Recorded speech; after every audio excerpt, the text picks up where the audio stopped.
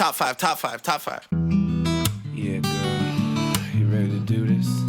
You ready to count this thing down? We're doing the top 5, her. Yeah, set it off with 1, 2, 3, 4.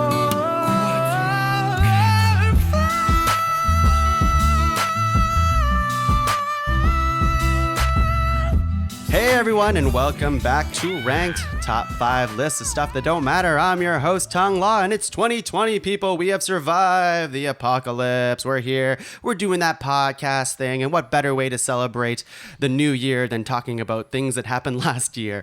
But before we get started, we have a brand new guest in the PodCavern, or for Ranked, just in general. Across from me, we have the Mustang of people, the muscular, the mustached, the fondler, Matthew Whalley. I realized I broke the rule there and I didn't start with another M adjective, but Matthew Whalley, right. welcome to the... That's actually Mr. Fondler. You were close, yeah. Right. That's my father's name. Matthew, thank you for being in the PodCavern. Thank you for being on Ranked. Oh, no problem at all. I'm looking forward to this. Yeah, it should be fun. Now, Matthew, we can't start the cast without the guest beside you. Of course. And the guest beside us is the one, the only, the man who's a perfect cut every time, Angus MacDonald. Wow, Angus MacDonald. Thank you. Can I take this again? Yes. You'll edit this for me? Yeah, go It'll ahead. make me sound good? Yeah. Okay. Yeah. Thanks, everybody. It's me, Angus MacDonald, and his new radio voice. Why you sound like the guy from Crazy Taxi? Is that what I sound like? Yeah, you do. Good game. That's good game. Good game. Almost. Well, we can't talk about that. We can't talk about that yet because we have to introduce one more person. One more person. Tuong, how could you have forgotten? We have one more guest. Maybe it's because this guest might not be in the room anymore. We'll see. Anymore. I don't know what that means. We killed him. We killed him, and he's Ghost. Coming from the afterlife, please welcome, ladies and gentlemen, Ethan Howieson. Ethan Howieson, everyone. Hello. Ethan, Live from the internet. Live from the ghosty world. He uploaded his consciousness to the internet right before he died. Wow. Uh-huh. Ethan, how thanks we for live in being 2020. on the cast. And I hear you couldn't, the reason why you actually couldn't be with us today is because you got a little tum-tum hurt. Yeah, I got a little tum-tum sickies.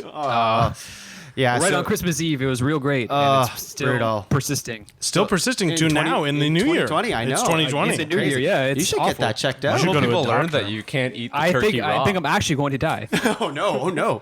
Well, Ethan, hopefully this podcast will save you, because that's what I we do hope so. here. Or it'll be my last. Has We'll it go ever over the saved a bank. life? I'm sure it has. I know it's ended a few. Oh no. I remember that episode. Yeah, Oh, big boy. episode. Well, Top 5.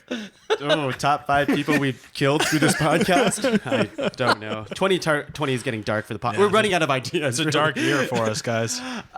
Everyone, we do this every year. We do. This is the third one, I think, now, Ethan, right? You've been on It every is, single yeah. one of them. I have been. We rank the best video games of the year. Angus, this is your second one. This is my second one. Matthew, your first one. Popping my cherry. So we just keep swapping people out. We do. It's I find it's really hard to find people that play all the new video games of the year. Yeah. The people who are willing to just be reckless with their money and just dropping full amount of money for Kind games. of. I got to say, going into this, I knew I was going to be on this episode pretty early in the year. I think I talked to you about it on one of the other ranks, or we were doing something, and it came up.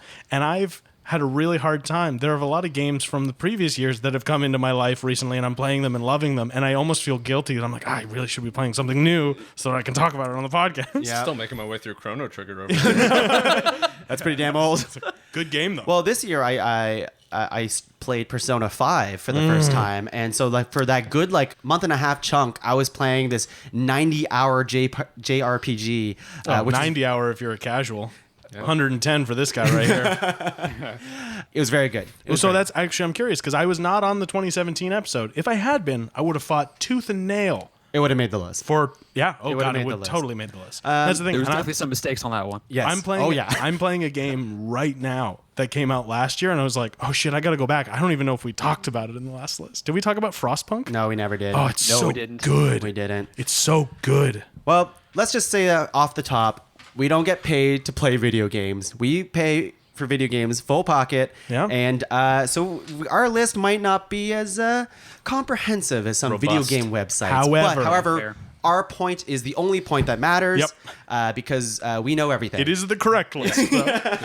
So if we didn't play a game that you liked, and you're like, oh, I really liked it. Well, just know that it meant nothing, and the universe did not point us to it. That's right. And you wasted your time. It's okay to be wrong, audience. We always, Matthew, I don't know if you know this, but we always berate the audience because they love it. R.I.P. Leslie Cherapy, but he used to tell the audience to go fuck themselves quite a bit. And I gotta say, one of my favorite bits. Hey, fuck you, audience. Are there any, and I think, were there any tow truck drivers listening to the show? Because remember, fuck you, you're still not supposed to listen to this show. Oh, no. Fuck all tow truck drivers. Oh, boy. Well, Hard stance of the ranked nation. Everyone identify with them.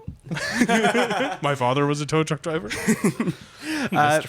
before we get started on ground rules. Ground rules, we got to have ground rules. I mean, I will say off the top, how did you guys feel about 2019 for video games in general? It felt like there were more games this year than last year. I felt like there were less games you had to have this year than last year. Yes. Oh, I definitely agree with Matt on that one. I feel like there were gems like every other year, but you really had to go and find them. They weren't like just dropped into your lap. I think last year was a tough one too. Not a tough one. Last year was a different situation because there were these such big heavy hitters like Spider-Man, Red Dead Redemption God of 2, War. God of War. Yep. Those big three permeated the conversation entirely. Anytime you talked about game of the year. But now what I'm finding, because I've been asking other people in my life, what's your game of the year, these kinds of things, and I'm getting a pretty wide variety. Yeah, it's definitely it's a weird year, I feel. I liked a lot of video games that came out There's here. a wealth of games this year. There's still so many I'm bummed I didn't get to play. Yeah, same here. I would say it was hard for me to love as many video games as I have in the last couple years. Like, I felt like last year there was like such big games that I felt super passionate about. Dragon Ball Fighters, yep. That's right. I'm right there with you, Ethan. I so was good. fighting with you on that episode. I remember that episode. Wow. But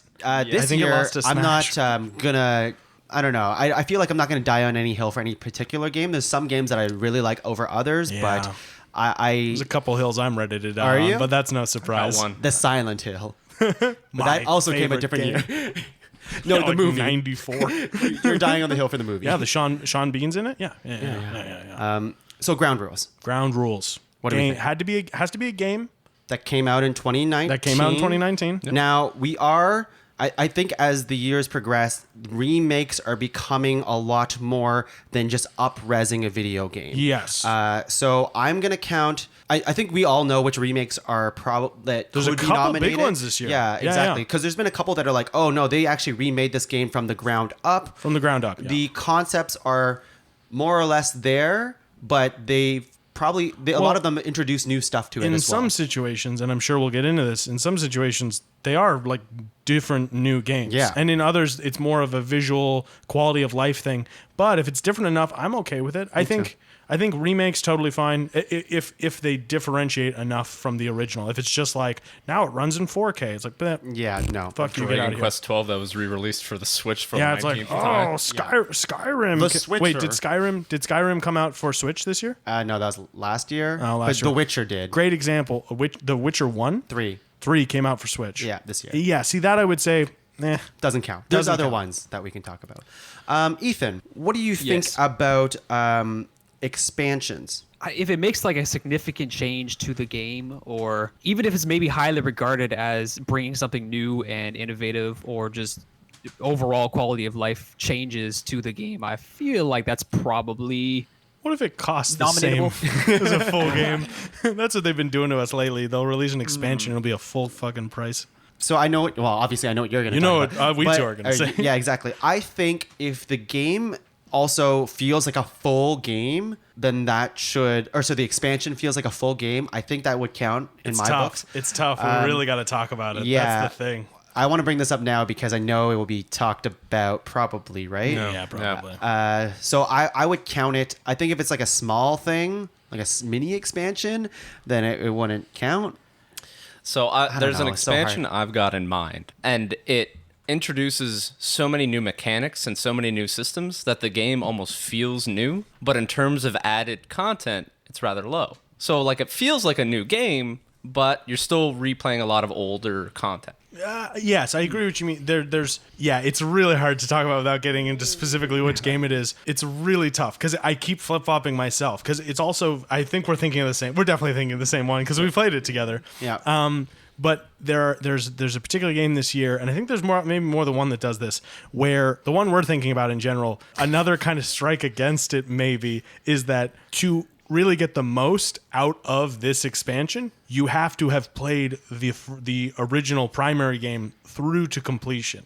So it's like you really gotta like Arguing against your own point. That's a bold move. I know. I gotta be honest though, you know. Okay, Ethan, with that in mind, what do you think about that?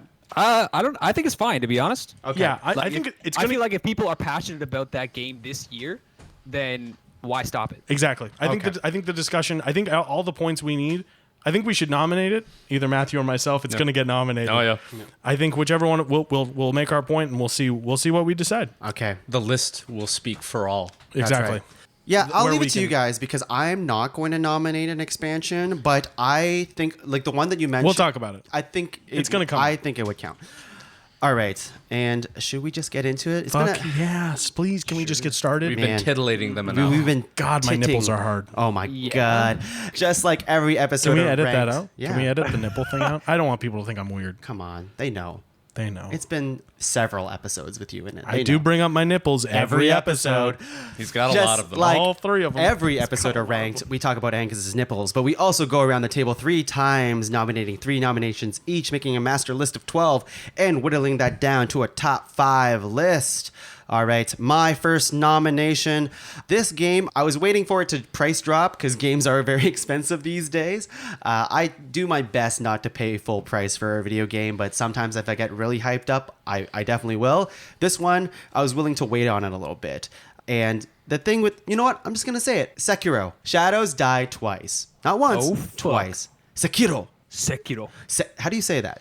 Does anyone know? Sekiro. Sekiro. No. Whatever. Shadows die twice, everyone. Yeah, I just started playing this game, I would say over a month ago now. And I'm loving it. I'm pretty close to the end of the game. I have not finished it. Full disclosure there. It's funny. I own all Dark Souls games. And I haven't really played any of them. I've touched them a little bit, but barely. I haven't really gone through them just because other games have come out. But I also say like I'm a fan of the Dark Souls genre because I like games that are challenging, like say God of War when that came out. But this is the first time I played a From Software game from like, oh yeah, I'm gonna go from beginning to end and just go through this thing.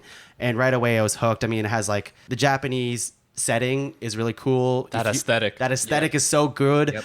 You feel like a shinobi, and just it's so satisfying to just kill people in that game. So has everyone played this one? I haven't played this one. This game's amazing. I have played, yeah. Okay, and I know Matthew's heard me rant and rave about this a little bit. I like that thing you said though, where you're like you said a Dark Souls like game, and you talked about God of War, a game I would consider to be nothing like Dark Souls. But you're talking about like when Inspired? you say Dark Souls like, you mean hard? Yeah, like super. Like I think the trend in some video games is to be like extra difficult.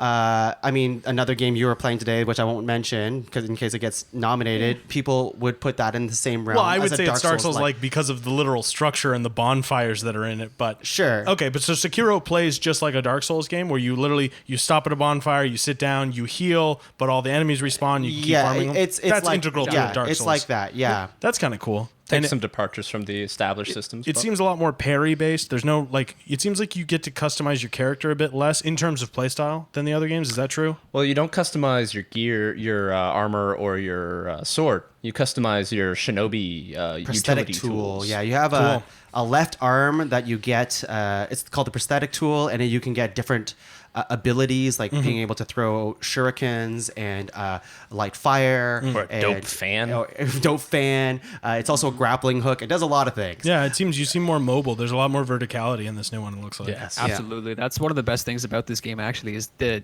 exploration and the ability to grapple to other things makes it probably the most fun to move around in a Dark Souls-esque game so I far. could see that. And well, the From Software games have always had strong level design. How's the level design in Sekiro? I really like it. There's so many places to go in the game. Like at the beginning of the game is very linear, and then after the first hour or so or It two, opens up. it just like you can go to so many different places, explore all over around the place, and None of it feels wasted. yeah.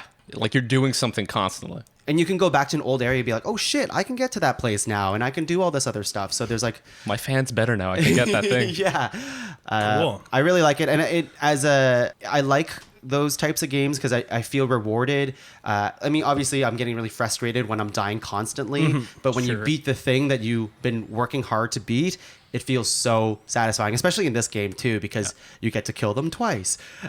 So you kill everything twice? Well, the bosses you do. The important guys. The important shadows. ones. Shadows die twice. Fuck off, really? Yeah. You have to fight every boss twice. Are they harder the second There time? is a story reason to it Okay. as well. Yeah, they So just you don't fight bosses twice. It's like your guy dies and then it can come back to life and fight the same boss again. Oh, so do you like- die every boss fight?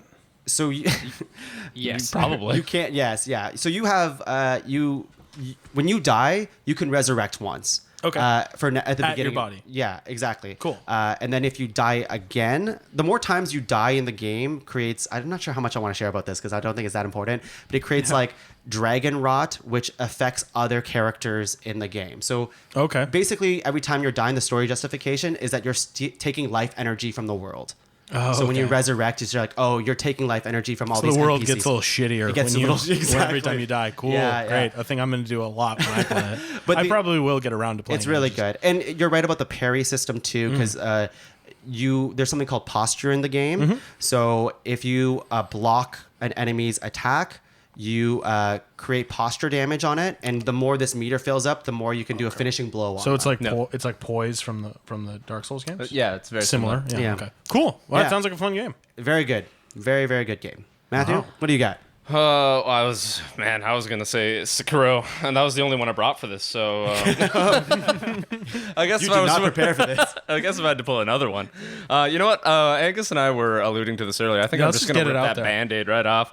Monster Hunter Iceborne. Oh, what? I don't know you interesting. guys are talking about. Such a fun game, Matthew. Tell us more about it. Okay, so Monster Hunter World was released back in 2018, if I'm not mistaken. I believe so. Last year, yeah. Such good. great- I believe I nominated it for the list last year. For those who have never hunted a monster, you get equipped with some a weapon, one of 14 weapons. You get equipped with some armor. You go out and hunt a monster to get its body parts, to then turn into other weapons and armor, to repeat that process again and again, being your own personal environmental calamity. Iceborne mixes it up. They throw a little twist in there. Now you're in an ice place. Oh, There's a whole new area. A whole new area, a whole new expansive map. They bring in a whole bunch of monsters and put them in the old maps as well, creating a new sort of environment to interact in. And on top of that, they give you a whole bunch of new moves to use. Every weapon got new moves. Oh yeah, every single one. Every character has access to a grappling hook that was in the previous version of the game, but has been expanded in its features in this game. And on those reasons, I think that it's changed enough to merit. It's a bit like an MMO RP. Well, it's like an MMO expansion where it's like, yeah, the core game's still there, and you kind of got to play through that to get to this. But it's it's a very good revitalized this game for me. This game that I played hundreds of hours of last year, I am right back into it, and it took me. I shook the rust off for the first couple hunts, and now I'm back into it, and the loop is just the game loop is just so satisfying. Kill this monster, harvest its parts, build new gear, kill it again, or kill a new monster, and it's just Follow it home, find its kids. find its kids, Yeah. torture them, show the head to their family Just while they're like the sleeping. real world. Just like the real world. When you find a monster and you wear its skin. Ugh, I know man. what you mean. Did you either of you guys play Monster Hunter or the expansion? I have not. Neither of those games. Uh-oh. I played Monster Hunter World, the original. I wanted to like it more, which is what my question is to you guys. As someone who fell off of it, not because I didn't think it was, I thought it was a really great game. It just didn't grab me the same way that I thought it should. And do you think what it brings to the table would change my mind about it, or is it different enough that Probably it feels not. like a different game? Well, actually, I've got if I Yeah, may. go ahead.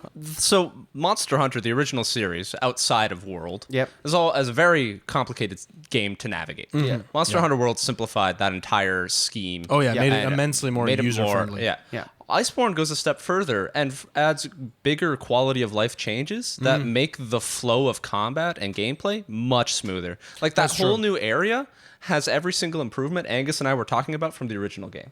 We're like, well, I should be able to do this in this area. That's true. And then They they did- added that in the new. Like what? There's a whole resource gathering sub a feature where you can have your cat friends go off and get gear for you. What are they had called again? Palicos. Well, there's the Tail Raider Safari in the first game, which you'd send them off to side quests. That's a bit more expanded in this one. There's also this like new way of generating. So like to upgrade your armor, you had to get these armor spheres, and they were kind of a pain in the ass to get. But now there's this like slot machine that basically just pays them out to you every like when you give a bunch of resources to it. So I don't know. It feels. It feels makes like- the grind easier, and that's probably the most alienating part I of would the game even say is the grind. less than easier. It just makes it more tolerable because like you really get what you need. You do something and you get something out of it. There's very few missions where I did something, unless I'm looking for one very specific part, which did happen to me for a little bit, where I was like, oh, I need this rare drop off of this Rathalos monster, and so I think you're right. Maybe it's worth it if you were into the first one enough to play a bit of it. You know, get like I think the new one's worth coming back for. Maybe pick it up on sale. Yeah. But I fucking love this game. So fair good. enough, And fair the new enough. aesthetic's great. It's like all ice and stuff like that. It's fucking great. Iceborne. I would It's a hope great- there's ice in Iceborne. It's a great wintertime game. I'm bundled up on the couch. I'm playing it with my friends. It's great. Angus, what's another Oh, yeah. wintertime game? And you know what? Any season you want. Oh, that's interesting. You want to know about another game? Any game. Oh, yeah, baby. Oh, my first nomination. Okay. It's building inside of me. Okay, Ethan, you can't see this, but Angus is touching his nipples again. It's Devil May Cry 5, baby. Oh boy. Oh, jackpot. Oh. Now, before I go into how much I fucking love Devil May Cry 5, did anyone play it but me? I played it. You played it? I Did you played it. finish it? I finished it. Oh, fuck. Okay. finished Ethan, did you play Devil May Cry? I did not play Devil May Which Cry. it's funny, Matthew, that you didn't play it. I think it's up your alley. It's a very tight combat system. It's a little more style based than the Souls games. Very style based. But it's fucking challenging. I have a weird relationship with the Devil May Cry series. It was a franchise that I always wanted to get into, and I even remember buying. I think I was in Toronto on a family trip, and I was walking by an EB Games, and they had the first 3 of them for PS2. And I got them for $30 in a box set. And I still have them downstairs in my basement, but the second and third one are still in the plastic because I never beat the first one. I'm one of those guys where I'm like, well, I gotta beat the first one if I want to play the second one. That's why I played Darksiders 1. Good game. So that I could play Darksiders 2. Better than 2. Anyways. They're okay. I mean, I think 2. Well, Whatever. Doesn't matter. topic for a different day. Yeah. But with this, and the first one was so hard, and I could not beat it. I was not good at hard games when I was a kid. This year, I saw footage for 5 and was like, fuck, that game looks real good. And on a whim, I was just like, shit, I should probably play the other ones though. So I looked at the store in the PS4. I looked at the PlayStation store on my PS4, and there was the first 4 games for like $40. So I picked them up in December or January, and I played through all 4 of the games I think I finished them like a week before 5 came out. So my house was just me playing Devil May Cry for months. And the 5th one, I was about 2 seconds into it, and I was like, "Oh no, this is the best one. This is easily the best one." It's so cool. It's so great to pick a game from a franchise, especially one where I played them so. Yeah, and it has its ups right. and downs. Devil May Cry 2 is a Not good. waste of time. Yeah, it's not very bad. And Devil May Cry 3 is so good. I'm gonna go back and play it again someday. It's truly amazing. Yep. 5, I played. I think I played the second mission. They did the impossible. They made Nero, a character they introduced in the 4th game, who was kind of a bitch, and they made him awesome. And he's fun to play. He's great. And I cannot wait. And the game looks amazing. The music is fucking banging. It's awesome. Tongue, what did you think of 5? I really liked it. I did. I thought it was a lot of fun. You get to play as 3 different characters, Yeah. and they play very, very different. They do. They unlock abilities very quick in that game, and the story's super anime, which I'm super Honestly, into. I love that probably stuff. the second best or tied for best story of the 5 games, though. Like, that's the thing. It's Yeah. like, it's not a game. Like, that's the thing we did. We tiptoed around with Monster Hunter. Monster Hunter, the story is Yeah. doesn't even need You to have be to there. go hunt monsters. Exactly. The story is your story. The story is your story. Yeah. Well, that's true. Yeah. This, oh god, such a fun game. I do have problems with Devil May Cry Okay. 5, but we'll let Ethan go. I guess my main will come up during our discussion later, but it's more load times. Mostly load times in Devil May Cry 5. But I did buy the deluxe edition, which is awesome because it gives you live action cutscenes. Oh, those are fun. so- yeah, they filmed all the cutscenes in live action, and they had did. like little toys on sticks doing the flips and stuff like that. It's pretty fucking awesome. Insane. So you get to see like just like adult people running around with like fake swords and fighting each other. They've got behind a green guns. screen. They've got guns with the orange cap on the end, and they're like, and they're like, it's great. Really fun. Ethan, what's your first nomination? I'm going to nominate the game that I had the most fun with this year, the game I put the most hours into, and that is Apex Legends. Oh, shit. I knew this would happen. I have played this one. Ethan, This game is fantastic. This is a 3-person squad-based battle royale first-person shooter game, but with unique hero abilities. Respawn Entertainment, the people who brought you Titanfall and Titanfall 2, are the people who made this game. So you know it's going to be a polished first-person shooter off the jump. And just when you thought battle royales were kind of dying, they brought this one back in with some really, really great quality of life changes. With the addition of, like I said, these hero abilities, it just made this just huge change to the genre that I really appreciated and had so much fun playing with this year. So that's my first nomination, really. I love that. I did fall off of it eventually because I fell off during the time where they released their first season pack, which, I mean, the game got so popular really quickly, so I don't think the developers were ready for that type of success off the top. I agree. Yeah. So their first season pack was pretty underwhelming. They have terrible skins, I'll just say that, in the first season. It just they're like, here, you can customize your guy, and you're like, your legendary skin is like super lame. But I've kind of been checking in and out now, and Ethan, you can talk about this. Does it look a lot better now, or The season 3 just came out with a new hero or a legend called Crypto. Yeah. And they've added a new battle pass for the season, obviously. And everything is a lot better. They added a whole new map, which is pretty fun. And the skins, like you were saying, the first season were garbage. They have improved them immensely in this one. So that's really helpful. It sounds like they're doing a lot of work to like balance the game. But yeah, the moment to moment in Apex Legends, especially if you have a squad of 3 friends playing at the same time, it's some of the most fun I've had all year for sure. Oh, yeah. Free to play, too, by the way. I played Apex Legends. Now, I'm pretty biased. We can get more into this when we rank stuff, but I'm very biased. I have not been able to get into the battle royale genre at all. I've tried. Fair. Actually, you know what? I hate playing with others. Well, I don't know, Matthew. Like, you know that you Matthew and I have been playing games together for like over a decade now at this point. All right, Flex. Flex, long-term friendship, flex. I am not the best at games. I'm generally in the middle somewhere. We play Killing Floor. I'm not bottom of the list. I'm sometimes top. Third from the top every time. Third from the top. Usually I'm second or third, middle sometimes. I don't need, like, that's the thing, like, at a certain point, if I play 100 rounds of a game and I lose every single time, I don't know if that's like, is that me or the game? Do I owe it to the game to keep playing? I played it with. That's the other thing. I didn't play it with a full squad. I played it with me and my buddy and then one other person, and so there was always a rando in the mix. I'm just not great at competitive games, so I could never really get into it. I'm really bad at shooters. Okay. I was never. This is the first battle royale that I liked, but I felt I was competent playing with others, and if you work together as a team, as a unit, you do feel helpful in some sense.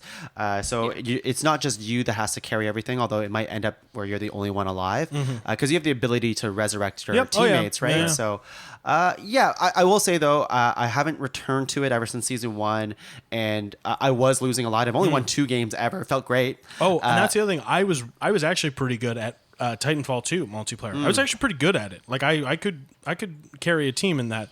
And I don't know what it was, what was so different. I guess all the abilities I had as a character in Titanfall got split up into 8 characters in Apex. Fair. So I was like, oh, okay, I guess I can slide, but only this guy can grapple. I love the sliding. Sliding is so fun. Yeah. One thing that often comes up in these online competitive games is the online community, right? I've played a number of online cooperative games in the past, and every time I eventually get exhausted playing them because the people you're playing with are a bunch of assholes. Is that something similar with Apex? From my experience, it's kind of, I don't know, I think it's like every other kind of online cooperative shooter game or like a MOBA or something like that. You're going to have toxic people you're playing with, but this one, which is great, is that you can not talk to anyone and still communicate with your squad using the ping system. Yeah, Yes. the ping's not bad. And the ping system was introduced in Apex, right? And Fortnite took it from Apex Oh, as did well. Fortnite not have a pinging system? No. not. Apex. I kind of figured that was standard in games right now, because like other games we're going to mention tonight have a ping system. I Monster think they Hunter may World have has a come ping from system. Apex, to be honest. I also think it took it from Apex. I'm pretty sure. That's Cool. when people Yeah. saw the ping system, they're like, oh, we should be doing that. Yeah, Matthew makes a genius. good point. Monster Hunter World had a ping system before. All right, okay. Even came out. So Doesn't even count as a game. Word. Let's go to round 2. Oh, shit, this is round two. That took us a long time. Yeah, Okay, yeah. quick, Hey, quick, let's- round 2. No. Ooh, we're good. We're go golden, guys. Slow burn. That's a crazy round 1, I have to say. Round 2 for me, because you guys took some of my games already. Let's see here. I'm thinking that my next game is Super Mario Maker 2 Oh wow. as my next. Yeah. Yeah. So Very on brand. yeah. I never played Super Mario Maker 1, so this Me might color my impression on it, so I don't know as much. I only know by hearsay from all the popularity of Super Mario Maker I didn't 1 even to know 2. there was a 2. Yep. It came on the Switch this year or last year rather, and it's very good. It introduces, I think it's just smarter the way it lays out its how to find, because Super Mario Maker 2 or Super Mario Maker in general, you can create levels. Anybody can create levels and you put them online. And then in this game, you can follow other people. If you like their levels, you can heart it, you can start, whatever. And then you start getting filtered through that So kind it's like a of... little Actually, big that's pretty planet. neat. Yeah. That's- It's Little Big Planet, but Mario? Yeah, you can create some. The thing is, like the community in Super Mario Maker, the people who actually can create levels very, very well, is some of the most imaginative shit that I've seen in a video So game. besides the level creation, other than that, it's just a 2D Mario game. Sorry, I shouldn't say just. It is a standard. I'm trying. It's Yeah, making yeah. it sound bad, but it's a Mario game. Yep. It's like Super Mario Bros. So it's 2D Yep. platformer, but they've added a level editor. So there is the story mode where Nintendo actually created these custom levels, and they basically Mario has a good story this time. No, it's terrible. Oh, okay. But it gives you like 100 levels to go through that are very creative. Mm-hmm. They all have their own spin on it. But yeah, it uses assets from like and the NES Mario, SNES like Super Mario World, Super Mario 3, New Super Mario Brothers, and Super Mario 3D World. But Okay. only the 2D portion of it. Yeah. So you get all those power. Yeah, because they ideally you're supposed to be able to create a map and then swap it between any type of style that you want. But some items only work in some. Okay. like the 2D. giant mushroom Yeah. would only work in the new ones, I imagine. The example, like a new patch that just came out, which was free, was a new item is the Master Sword.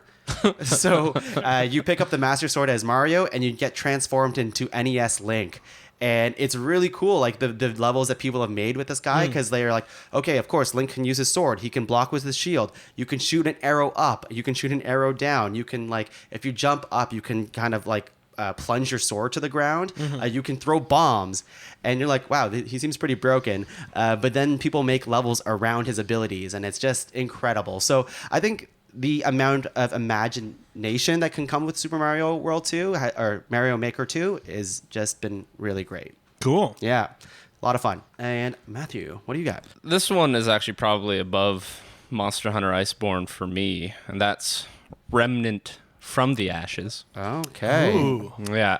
So this is a game that I believe is out for all consoles at this point, but I was playing it on PC.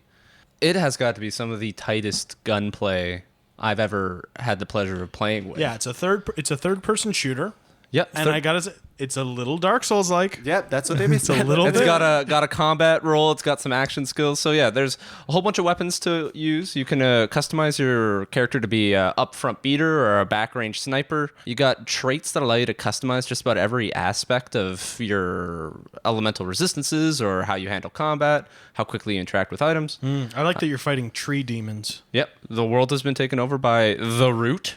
The root of all evil, maybe? Who knows? Yeah, who knows? Play Remnant, find out.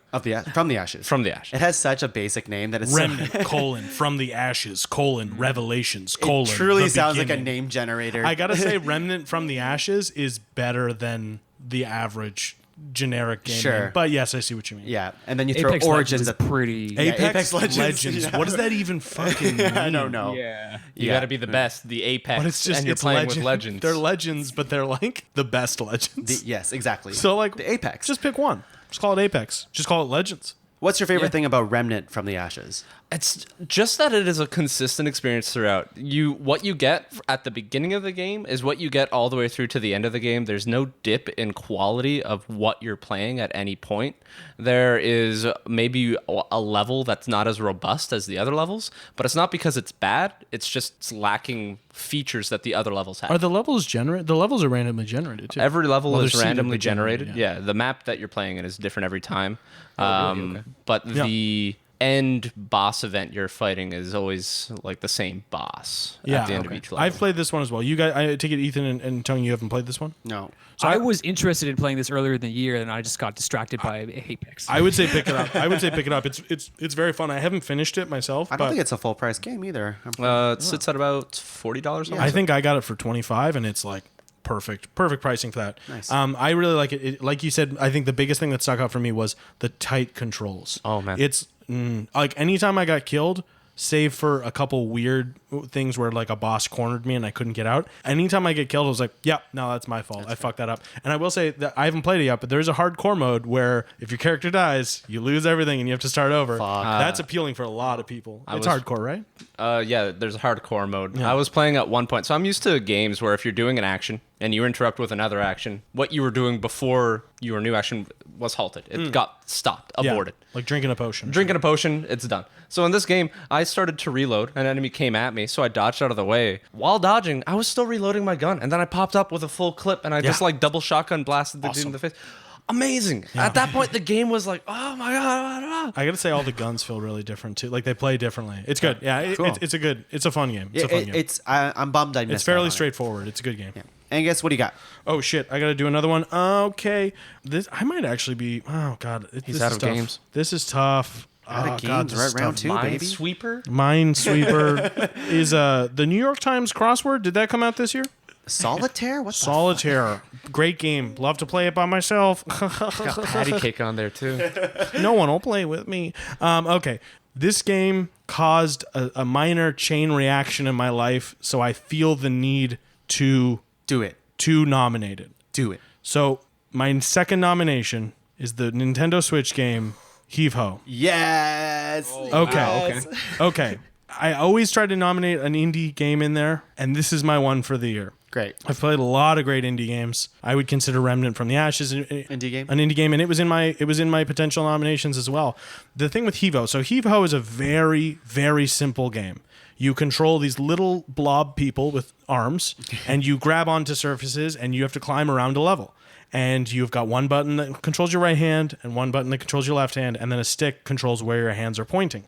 It's very simple, but it's very fun. So Tuong came over, and we played that on the Switch. I think we'd done a podcast or something, probably. Yeah.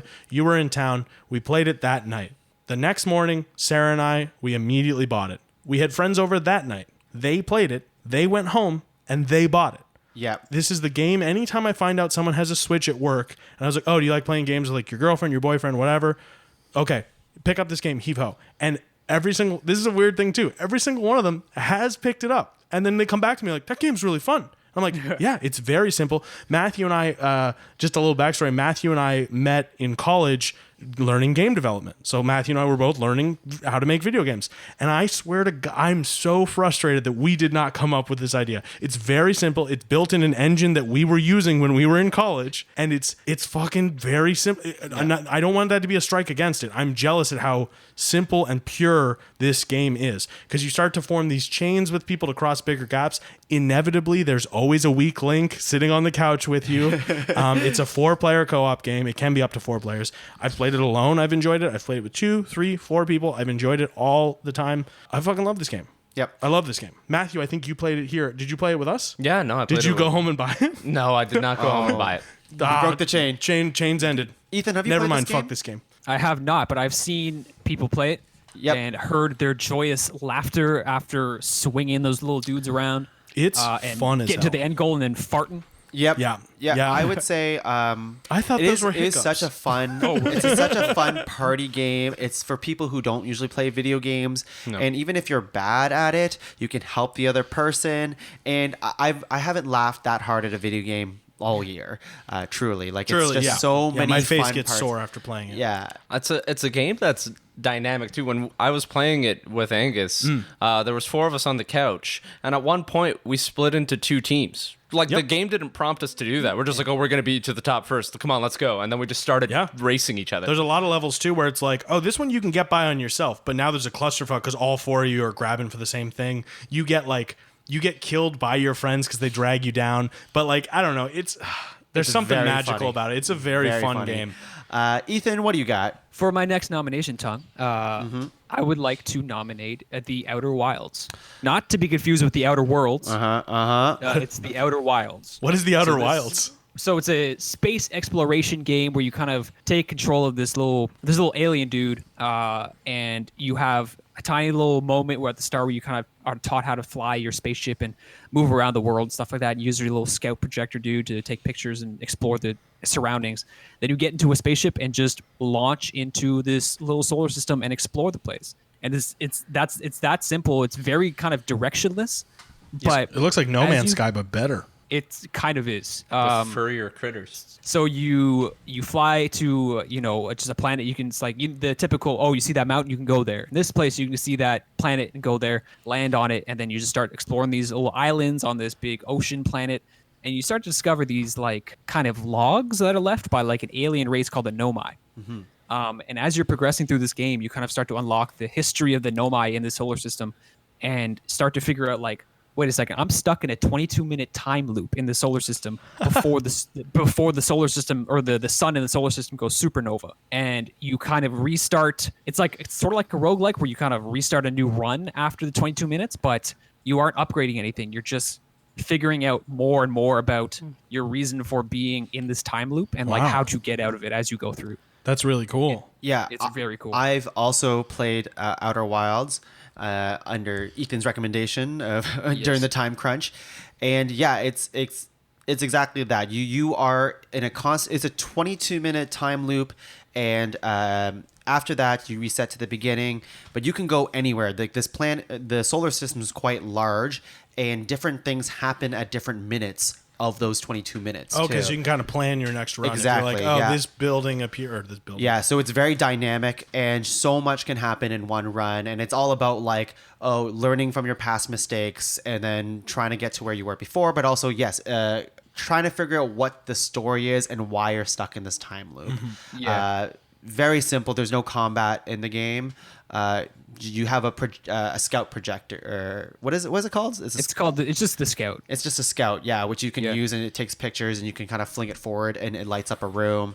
That's about It's it. also a lot about quantum physics in this game. Oh, Yeah, cool. as well. I love me some quantum physics. Oh yeah. Yeah. I learned a lot, sort of. But it's cool because like our experiences, Ethan, are probably very, very different from one another and how we got there. I think so. Yeah. Yeah, it's quite fascinating. We're going to round 3, people. Round 3. Oh, you guys took most of my games here. Gotta go for that bottom of the barrel. I have 2 left that I want to nominate, and I if have- you guys don't nominate one of them, I'm going to be really frustrated. I don't think I'm going to nominate the one you want. Probably not. But you never do. I never do. It's okay. It says patty cake I on did- there. He's lonely too. You got patty cake We too? can play together. Finally. Finally. Okay. This is a very, very, very recent game. Do not waste this. It's not a waste. It's not. Okay. It's something I've wanted for a very long time, and I only just got it a couple days ago. But I truly love it so much. I've showed it to many people in the last couple days. It is Ring Fit Adventure. Okay. I am nominating Okay. it. Oh, wow. And it's something that I mean, there's obviously a recency bias to it a little bit, but I think the joy that I've had with this game is some of my favorite gaming experiences of the year. Really? Because it gamifies exercise in a way that I've never really liked exercise games because they never really do the thing that I wanted to Yes. do. Like Wii Fit was okay. It just didn't. It wasn't that It was This okay. gave you turn-based battles. It truly gamifies exercise. Yes. So you are doing the adventure mode. You have, okay, so Ring Fit, you have the ring, and you have a strap around your leg that has the Joy-Con. If you're listening to this episode, Google what the Nintendo Switch Ring Fit Ring Con looks like. Yeah. It's actually very well made. I just held one today. I just played it today. It's very well made. It looks ridiculous. When you look at it, you're like, that's not going to be that much exercise. I had to take a shower before the podcast. I did it. Yeah, I'm sweaty. Really cool. Like you're jogging in place. You're moving your guy around the environment. You're squeezing the ring. It shoots like air blast. You pull it. It sucks gape in the ring. you suck in points. But it has an RPG mechanic to it where you're actually doing like turn-based battling. There's a dragon you have to fight. Yeah, but by doing exercises. So you're doing squats, you're doing like chair poses, you're doing like ab exercises. I've heard later on in the game that it unlocks a skill tree. Every time you level up, you get gains, quote unquote. So you upgrade your attack power and defense power. There's only a strength stat in it, though. Which is, it's just really interesting to make exercise more fun. And I've been finding the regular gym boring these days because I just going on a treadmill or lifting weights has just kind of run dry for me. Yeah, I just can't get into exercise Can anymore. I share something? So, Yeah. okay, so I'm going to pull the curtain back a bit. Yep. We're recording this at my house. Yep. In Ottawa. PodCavern. Tongue is the PodCavern in Ottawa. This is the PodCavern Ottawa now. Tongue has been staying with me for the last couple days for around the holidays. And today he was like, we got to play Ring Fit Trainer. Great. Awesome. He left the room and I asked his lovely fiance, where's Tongue going? And she's like, oh, he has to go get changed. And he comes back out in legit workout gear. And then the entire time he's playing it and my beautiful girlfriend Sarah's playing it, he keeps looking over at me and I've got my sweatpants on and I rolled the sweatpants up and he's like, you sure you don't want to put shorts on?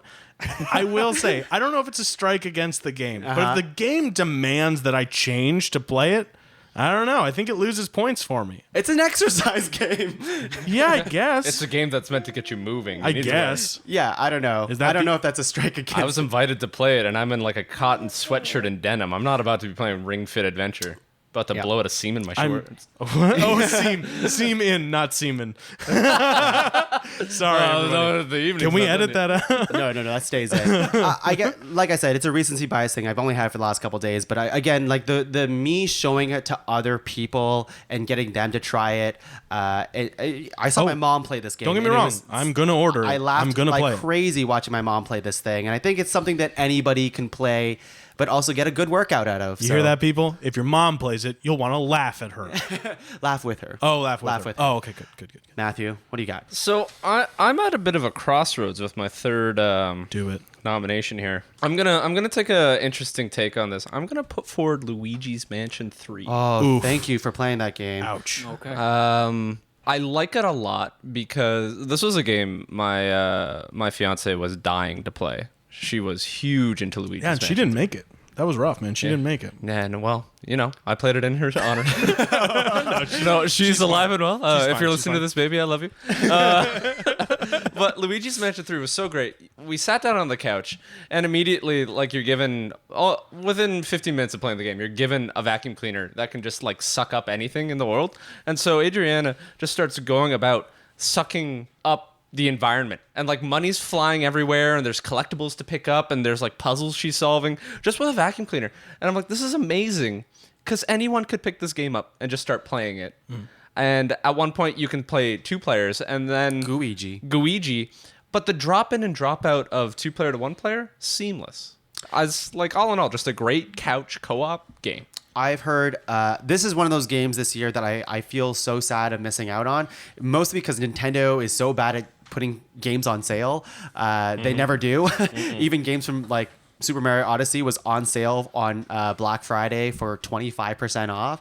That's the biggest sale they've had. But Luigi's Mansion 3 was one of those games I'm like, I'm so sad I missed out on it. It seemed like a good time. And I've heard such amazing things about the co-op experience with Luigi and a partner. Yeah. Yeah. The only downside to that entire co-op thing is that some of the puzzles eventually get pretty obvious. It's like, well, this is a Luigi puzzle. This is a Luigi puzzle. Sure. But even then, when the moments come together where you're working together, it's so much fun. Did you play Luigi's Mansion 1 or Dark Moon? I played Luigi's Mansion 1 back on the GameCube. Yeah, very short game. Very short game. Well, the disc was so small. I think you beat it in an afternoon. I think it's like a 4-hour game. Yeah, Really? Very, very Jesus! short. Wow. Luigi's Mansion 3 is better.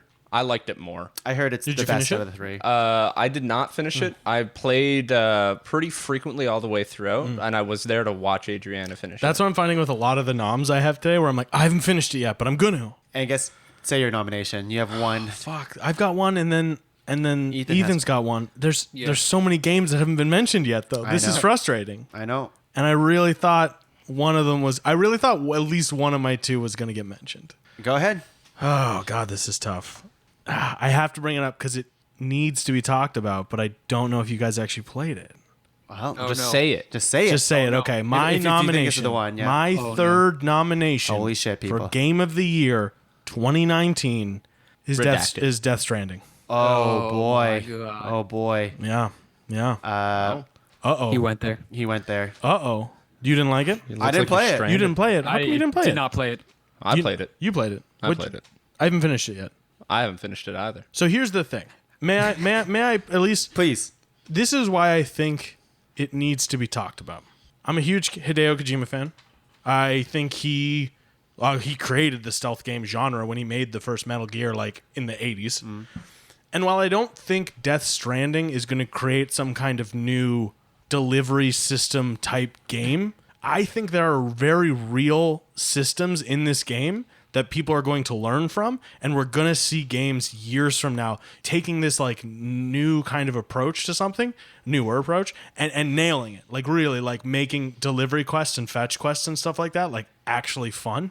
So if you haven't played Death Stranding, it's a very confusing game story wise. It's very satisfying when you figure something out on your own. I will give it that. It introduces a lot of high sci-fi concepts within the first minutes of the game. It barely gives you any room to breathe. Matthew, you can speak to this. This is Norman Reedus is confused for the first 30 minutes of the game, and so are you. They literally are like, okay, so it rains. It's the end of the world. a It timefall. rains, and if the rain touches something, it makes it old. Okay, and there's also these invisible monsters that are coming to get you, and if they touch you, they kill you. And also there's these people who can sense it, and they have Doom syndrome. And also the president has cancer, and also she's your mom, and also all these things. So it's a very weird game. It's a very weird game. It's unlike any game I've played recently, but there's this certain feeling I get when I'm playing it that no other game has ever really given me, where I like exploration in games. I like kind of going from point A to point B. Even though I wasn't a huge fan of riding my horse across the flat countryside of Red Dead Redemption, was cool whenever I found something. So walking and delivering stuff in Death Stranding is actually very like relaxing. I found I would sit and I would listen to a podcast and I would deliver stuff, and then I'd be like, oh fuck, the ghosts are showing up, or what the BTs are showing up. I would deal with that, and then I'd go back to listening to my podcast. And then you're building roads and you're like making it easier for yourself. There's this great mechanic where you can like place down, like, for example, I could lay a ladder down on its side or on its face rather, and to use it to cross a river, and I'll leave it there, and other players can use it. If another player uses it, they might give it a thumbs up, that kind of thing. There's this fun, almost multiplayer aspect that isn't really multiplayer. And speaking to that, the gadgets and tools you use, the great thing about that game is that it rolls them out at a decent good pace. Yeah. There's never a time where you're not getting something new to play with and make your deliveries a little bit more engaging. Well, so you yeah, it's true. It's amazingly paced in terms of like, oh man, a lot of these deliveries are getting really heavy, and then boom, they're like, okay, here's a power skeleton that's going to help you lift more, and literally you get up to this base in the mountains and you trudge through this snow to get there, and then as soon as you get there, they're like, no, that was fucking sucked, didn't it? All right, well, here's a skeleton that's going to help you move through the snow a lot easier, and it's just fucking great. I loved it. I think it's got a great look. It's got a great sound design. The music's in it's really fucking good and somber. It's got this great tone, and yeah, I liked it. It gave me something that no other game has given me, at least in the last 5 years. It felt new. It felt new. real new. It truly felt new. Like, I mean, I don't want to get too far ahead of me. I don't think Ethan's about to nominate it, but I was playing the Star Wars Fallen Order game today. Great game, but I don't know if it does anything new. Yeah. You know what I mean? I play it and I love it. I love it so far. It's a fun story. It's very Star Wars and it makes me very happy. But I am just like, yeah, no, it's good. It's good. It's a good game. And I feel like that's but it's not different. It's not breaking any molds. I would say that's a common thing for this year, maybe. Is that Well, it's a common thing for everything. Every But movie's like a the lot same, of every games game's this the same. year, I felt like weren't. There's some for sure, but I feel like a lot of them fit some sort of mold. That Well, I we've think seen a lot of the before. ones we've nominated today, some of them at Yeah, least, have have been a broken little- this yeah, mold. And exact- I think Death Stranding is definitely one of those games. I think we'll get into it in the the ranking round. So I'll save my I really opinion. figured you guys would have played that one. It was like the Ethan and biggest I- one this year. Ethan and I are aligned on this, I think, but we have opinions Yeah. on that. Really? Oh, Yeah. God, I can't wait to have my heart But Ethan, broken. go ahead and say your last nomination. Jedi Fallen Last Order. nomination. I'm split, just like Angus, but I think what I'm gonna go with is a game called Control. All right. See, Yeah. yes, yeah. I Wow. told you, fuckers. I was saying right before the mics rolled, I was like, has anyone played this? I heard it's super bad. And then I gave a little bit of a grin. I'm like, I know Ethan's gonna nominate. So this is it fucking- good, Ethan? It's funny that you say it's bad. Well, I just heard it was bad. Okay. I haven't played it. I haven't played it. it's I know next to nothing about it. Okay, it's very not bad in the sense that it's very. Well, actually, we'll get into that later. I'll explain what it kind of is. So, Remedy Entertainment, the same people who made Alan Wake and like Quantum Break and all that, again making sort of like a PsyOps-esque Oh, cool. third-person Yeah. shooter action adventure game, where you have you're a person named Jessie Faden, and she is brought to the oldest house, which is some wild like shape-shifting building in New York City, and it's just kind of like mundane office, but with all of these supernatural objects of power and just these wild, I guess, paranatural things that are going on. And you're trying to figure out the mystery of like what's going on in this place, because your brother Dylan was actually taken by the Federal Bureau of Control like 18 years ago or something That's like what that. that means. Dylan, they can keep him with a name like that. Yeah, really, right? Very kind of like Twin Peaksy sort of X-Files-y kind of vibe to it. An amazing aesthetic for the game, and world building is fantastic too. So, So did anyone else play this game? No, I've heard a lot about it. Yeah, that's Good things, hearsay. bad things? Good things. Good things. Yeah, it was definitely ranked in a lot of people's Game of the Year discussion. Oh, well, then Yeah. it must be. I just mean like that's why it came Yeah, up yeah, a lot, yeah, and I know a lot about it. Cool. Yeah. So what's the game like? What's the main gameplay like? It's like a third-person shooter, I think, with special it's exactly mechanics. that. So you're just shooting. You're shooting kind of like you kind of walk into rooms and the enemies pop up and you start shooting them. You have a gun, but it can shapeshift into different kinds of styles Cool. of guns. So you have like your grip, which is your normal pistol. You have your shatter, which is like a shotgun kind of thing. You have a charge, which is a big charge up for like 2 seconds and shoots an armor-piercing round at things. You have like a Gatling gun sort of thing. But then Cool. you can also do other like force powers. You can like pull concrete off the floor or like objects towards you and chuck them at enemies, or you can throw enemies at enemies and stuff like that. You could eventually fly in the game. You could use like a shield sort of thing. You pull up all this like debris around you and use it as a shield. It's just a really the combat seems like it flows pretty well. Yeah, that between sounds the pretty shooting dope. and the force powers. It's pretty fun to play. Yeah, I would say. the story is, at least the world. That's what I heard. The biggest Mm-hmm. praise about this game is the world is so lived in, and it feels really good to be in it and play Mm-hmm. around it. Ethan, did you like the story of the game? So I thought it was intriguing, and it made me want to keep playing to unravel the mystery of the game. The final payoff of the story definitely was underwhelming, Okay. unfortunately. Oh, that's Yeah, So that's- I don't know if we that's a want to bummer. talk about that later. No, on, we'll talk or- about it later. Is it a long game? Okay. Did it take a long time I- to get to that disappointment? Not not overly, to be honest. Okay. It was maybe Like 10 18 hours. I 18 guess like hours, standard kind of thing. Yeah, 18 hours, 18 is, hours good. is pretty That's good pretty good. I for would say a most of the single-player like single player games are probably like 12 to 14 hours. Yeah, I actually like games that these days I like games that respect my time more. Oh yeah, 'cause yeah. No there's one to quit. No so one many to, games that are they're like, you know, Of what? course, it's 80 hours long. except 90 Persona 5. You can take as much of my time as you want. Yeah, 150 that's fine. hours. Yep. Oh yeah, gotta love that game. A lot of games these days are like, yeah, this is a easy 100 hours. I'm like, fuck. Yeah, when they said like Witcher, they're like Witcher 3. It's hundreds and hundreds of hours. I was like, oh god, that's so much though. Does it need to be? Though? Does it need to be? Exactly. Is Henry Cavill in it? All right, let's. Wow, that was a long nomination round. But let's get our brains ready, massage it a little bit, because when we're back, Yeah, that's I have true. a feeling we're gonna start screaming at each other. Probably. We'll see. We're gonna take a break. We'll be back. Hey, Tuong, what's the matter, man? Angus, thank God you're here. I'm just so sad.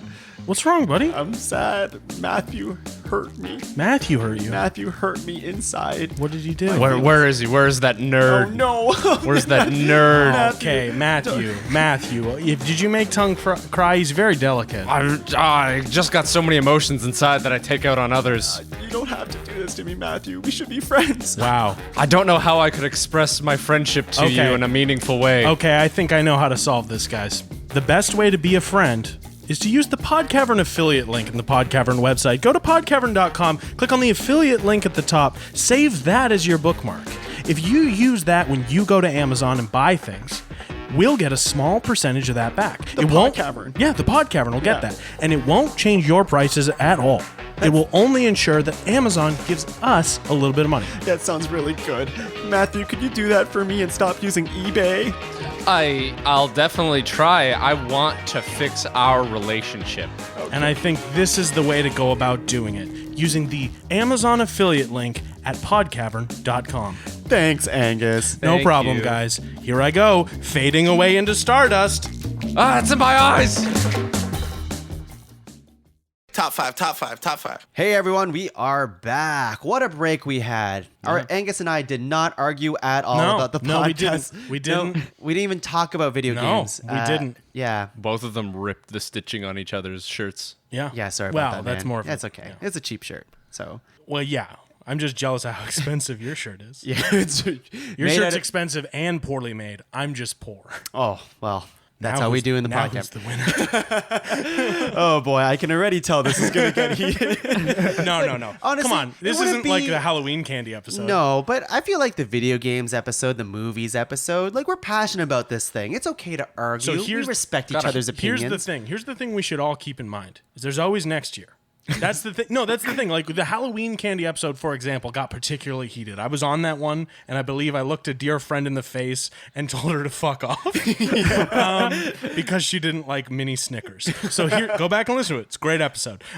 Here's the thing. You know, you don't get your win this year. Just come back next year and do it next year. Exactly. Play a better game next year. You know. See if that attitude sticks up when you've lost. Oh, I'm gonna lose. I'm gonna lose, and I'm gonna be the sorest loser there ever was. That's probably Not that there's winners and losers in this. No, because we're making a group top We're 5 picking the list. best. So our list of 12 right now is Sekiro, Shadows Die Twice, Monster Hunter, Iceborne, Devil May Cry 5, Apex Legends, Super Mario Maker 2, Remnant from the Ashes, Heave Ho, Outer Wilds, Ring Fit Adventure, Luigi's Mansion 3, Death Stranding, and Control. I know some of us are sad some games didn't make this list.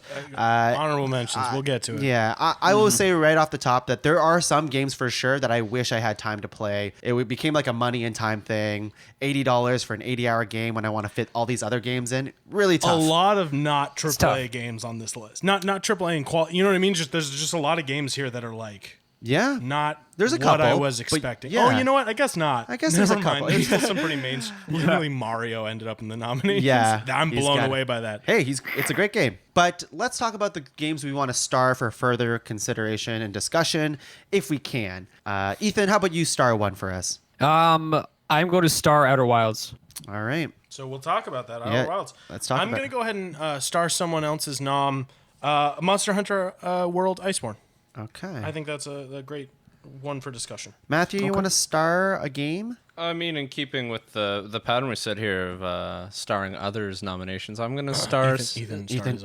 Yeah, You can do whatever you selfish. want. I didn't mean to sound like a dick when I said it. I'm like, well, I'm going to do that. That's just normally what I do. Sekiro.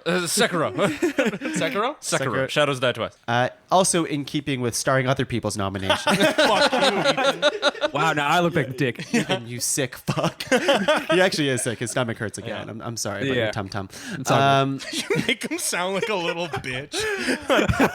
Ethan is He had appendicitis tongue. Ethan is Well, that's very- his fault. Ethan's very sick, and we were like, "Stay home. We'll bring a mic to you." We truly. I almost brought him a tea. Uh-huh. Yeah. But You didn't. don't get And a points gun. for all. I almost bought him a thing that would have been very easy to bring to him. No, too much. Where would I carry it? It's got caffeine. what It's else? late. I will else are we start. starting? I will start the next one, and it's gonna be Devil May Cry 5. Wow. Really? Okay. This is what they were fighting about earlier. This is. I wanted to really? start. Yeah, Angus wanted me to fight about this, but anyways, we'll talk about it. And if I may start one more, I'm gonna go off the. I'm gonna go ahead. We'll do Snake. We'll do Snake. We'll you do a start Snake. another one, and we'll come back around. See what we got. If we have to If start, we have to. I do think Apex Legends has to be started. Okay. Okay. Matthew, do you have another one you'd like to start? What we got? 1, 2. We don't want to start too much because we have to bring it down to 5. Don't but worry, there's- if you really feel like it should be further discussion, we can. you can start your own. I want to star Death Stranding. Death Stranding 1, I think, needs to be talked about a bit more. Yeah, that's fine. Okay. I don't want to star one of my own, but I kind of want to talk about Heave-Ho. Then talk to All me. right. Okay, I'm going to star Heave-Ho. Okay. Can we star Heave-Ho? Sure. At this point, are there any that we don't think we should star? Well, I think the ones if we snake around, we can Snake around. probably. Ethan, you got another one you want to star? No, because the two that I would have starred have been starred. Okay, perfect. Thank you, Ethan, for being responsible. No problem. It's a good what I bring to the redeeming thing podcast. that you did after you started your own. Yeah, really classy move, man. Yeah. Classy move. Yeah, no worries. Get ready to have that brought up. So now let's more talk about time. the ones that have not been starred, and I think we can. That's a good So spot, that- right? So Super Mario, Remnant from the Ashes, Ring Fit Adventure, Yep. Luigi's Mansion, and Control. yes, Can we make a strong fighting argument for any of those? I can't. I love some of those games. I had a lot of fun playing Ring Fit Adventure, and I'm going to buy it. That's the Yeah. other thing.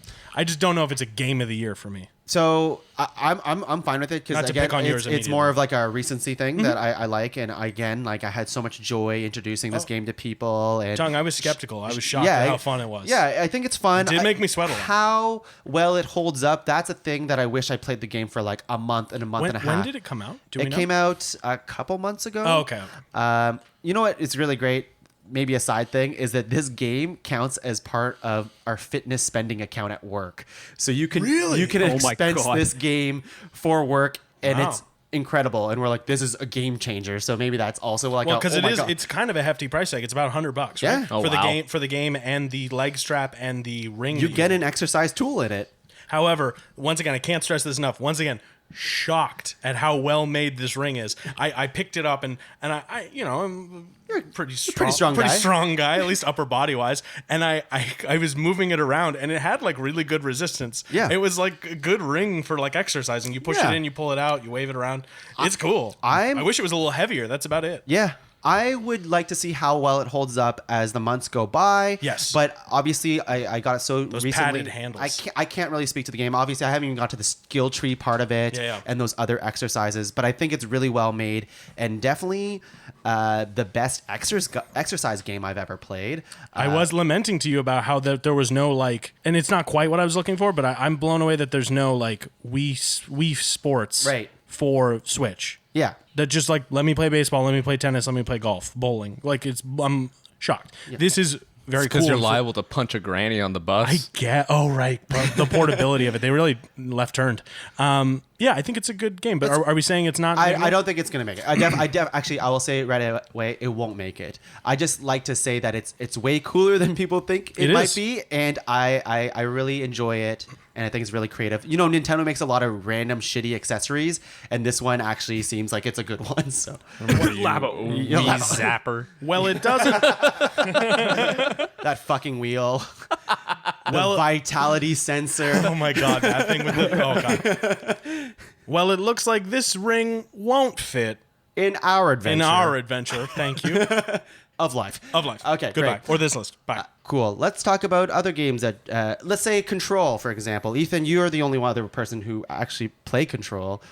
Yeah, and I kind of half nominated it just because of all the other accolades it's gotten. I did have like a decent time with it, but it was just mediocre, man. It wasn't like anything super special. Some of those abilities sounded pretty cool, though. Yeah. I kind The of abilities, yeah, like it's worth it. It's worth playing. Like Is I it- didn't not have a bad time with it, but it's nothing like as great as maybe some of the internet seems to be thinking it is. I feel like, in my opinion, anyway. If I could get it for like $30 or under, would you say that that's like prime pricing for it? Nice. 100%, Okay, yeah, yeah. cool. I'll keep an eye out for it. I saw it on sale for $55, and I was like, that's maybe too much. I kind of want it a little No. cheaper than that. Yeah, I'd say watch out for a sale for it and absolutely pick it up because it's definitely worth playing. I would love to see them improve on it in a Control 2. And that's kind of where this spoilers, kind of the story is really cool. kind of, it falls flat for me though, is like the story was intriguing in moments, but there was really no characters that I was really drawn to. Like the story was just kind of like a whatever sort of thing. And at the end was just like you roll up to through a gauntlet of enemies, and the enemies are just like whatever to shoot against and stuff. They just kind of like pop in and you kill them and that's it. There's no real innovation in the late game with the enemies and things. You go through a gauntlet and then you walk up to the final, what you think is the final boss, and you don't fight them. You just press X and like heal their minds, and then that's it. That's the game. It's like, what was that Lord of the Rings game? The Shadow of Mordor. It was just like that. It was like a fucking amazing game throughout, and you like fight these customized orcs, and then you get to the end, and it's like there's 2 boss fights at the end, and they're both QuickTime events, and they're over in seconds. Oh, go ahead. Sorry. Oh god, no, it was just the biggest. I was like, truly, my jaw was on the floor. I was like, wait, that's how you chose to end this game? Yeah, so it's like it's like some people in a big room. They brought the games like, okay, this is how we want it to end. They're like, okay, cut it like 4 or 5 hours before that, and like we're ran gonna out sell of money. DLC for them. Because there's DLC in Control too, right? That's There is Is DLC Control on 2 the way coming? for Control. sorry, just Control. Oh, okay. 200. Gotcha. Oh, sorry, as well. Yeah. Yes. 200. I will say also, I think Ethan, I think it's important to note that you also ran into a game crashing bug that almost lost your save or something like that. Yeah, that's Oh, true. really? That's another. Yeah, there was a big technical issue with my game. I ended up figuring out how to solve it, and I saved. Well, I saved most of my save. I still had to backtrack a little bit, but it wasn't too bad. But that's the other thing with this game. It's like it blows up base PS4s and stuff like that. Really? damn. I'm running a base PS4. Yeah. So you were playing on It's- PS4? PC, No, I was right? playing on PC. Oh, okay. He had to contact support. Really? I did. Yeah. For the video. Yeah. That's unfortunate. Yeah. That sucks, man. It's yeah. It was a whole thing. Ethan, you want to say goodbye to Control? I absolutely would. Yep. All right. Do you want to try one, Matthew? Oh yeah, I've got one for that. Okay, go for it. Looks like Control got Control Shift Escape force quit from the task manager. Wow. Holy shit. Wow. That was way Your better IT than the is one you had showing. on break.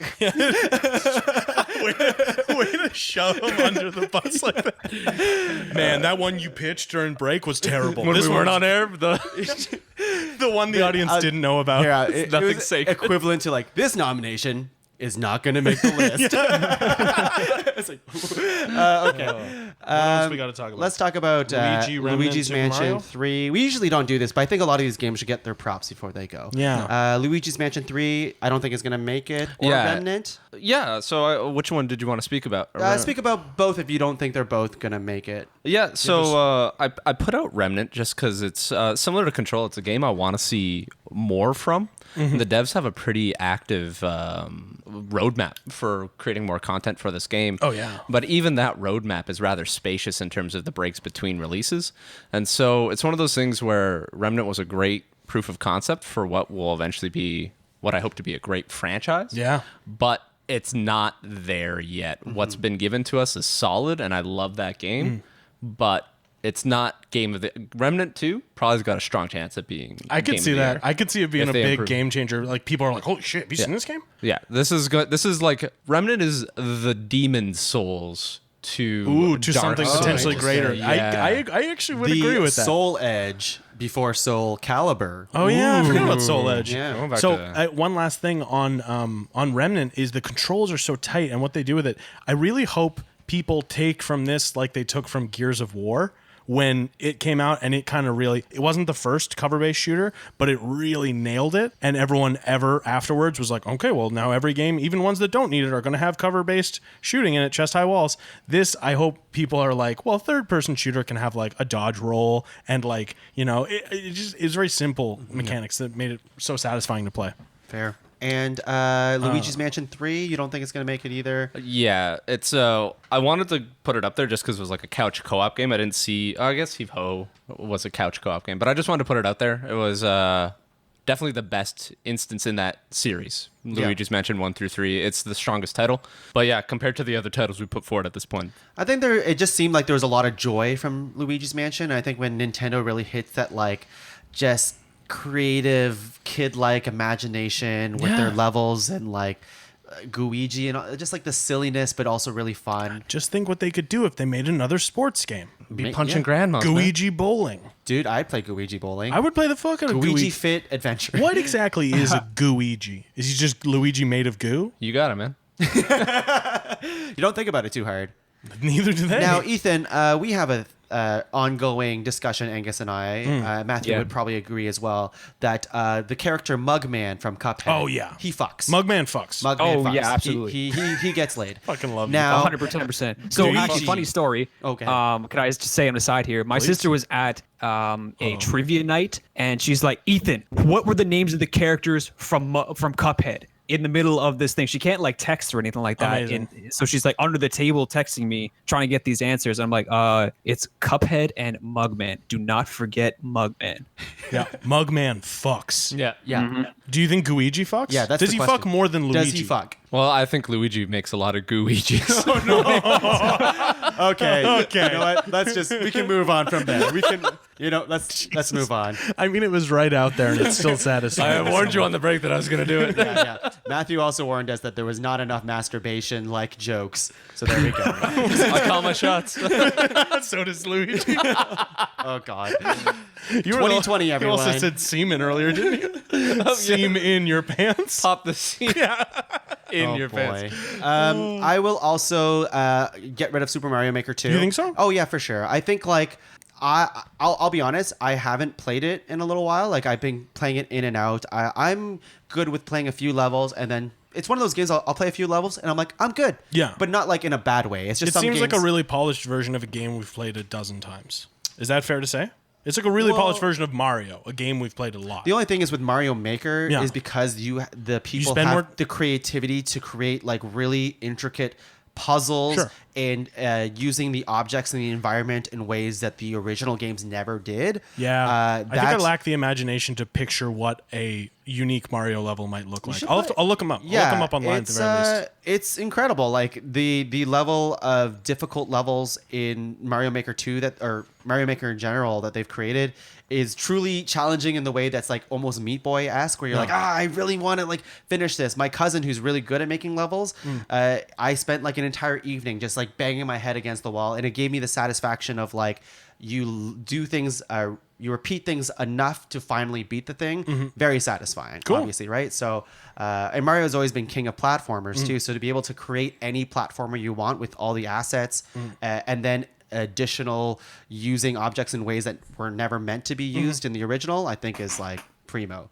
That said, I'm not really creative enough to make my own levels, so I was never really good at it, and I've only ever played other people's levels. Okay. So I was I the think same that's way with where Little Big Planet. that's where I kind of like draw the lines. Like I'm perfectly fine with playing other people's levels, but that's it, right? So I do think it's way better than the original Mario Maker, except for the fact that I know a lot of people really liked the Wii U touchscreen to be able to create levels, and people were having complaints with how the Switch one operates in comparison. Is the Switch a touchscreen? Yes. It is, Oh, I but didn't the even way realize. it works is Yeah. not as ideal as the Wii U, and I don't really know why. It looks like we should take Super Mario to a Super Mario Undertaker. Does that work?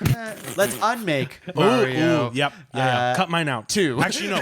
Edit it so that sounds like I'm saying it. All right. I want that one. I'll just put Seth Rogen's voice in. Fuck. Last two things, before we undo it, the last two things I really wanted to say was Amiibos used to be supported in Mario Maker 1. Not in this one? Not in Mario Maker 2. Oh, and you just got so many I Amiibos. have way too many Amiibos. This was definitely the year of Amiibos. I have like 18 Amiibos or something. Wow. Next Ridiculous. ranked episode, top amoebas. Top 5 Amiibos. All of mine.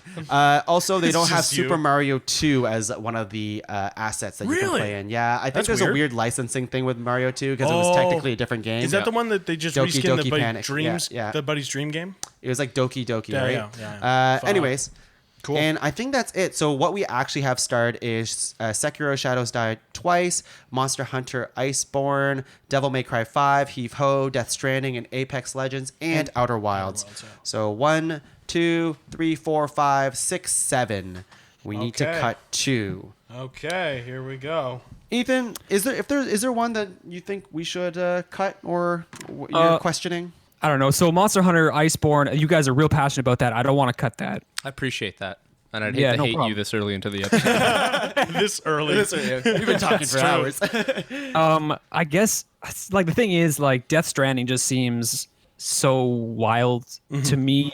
It's such a weird game, man. Yeah. Like, I can't say I didn't play it, right? So I can't say I have the same experiences as Angus had with the really meditative gameplay. I've just heard I've just seen people play it and heard so much talk about how it's just not there. It's so boring, I guess. Yeah, It's a polarizing game. It's a very Very, polarizing game. yes. It's a hard sell as well. I've described it to people before, and I get into it, and I'm like, so basically you're like a post-apocalyptic mailman, and they're like, Yeah. no thanks.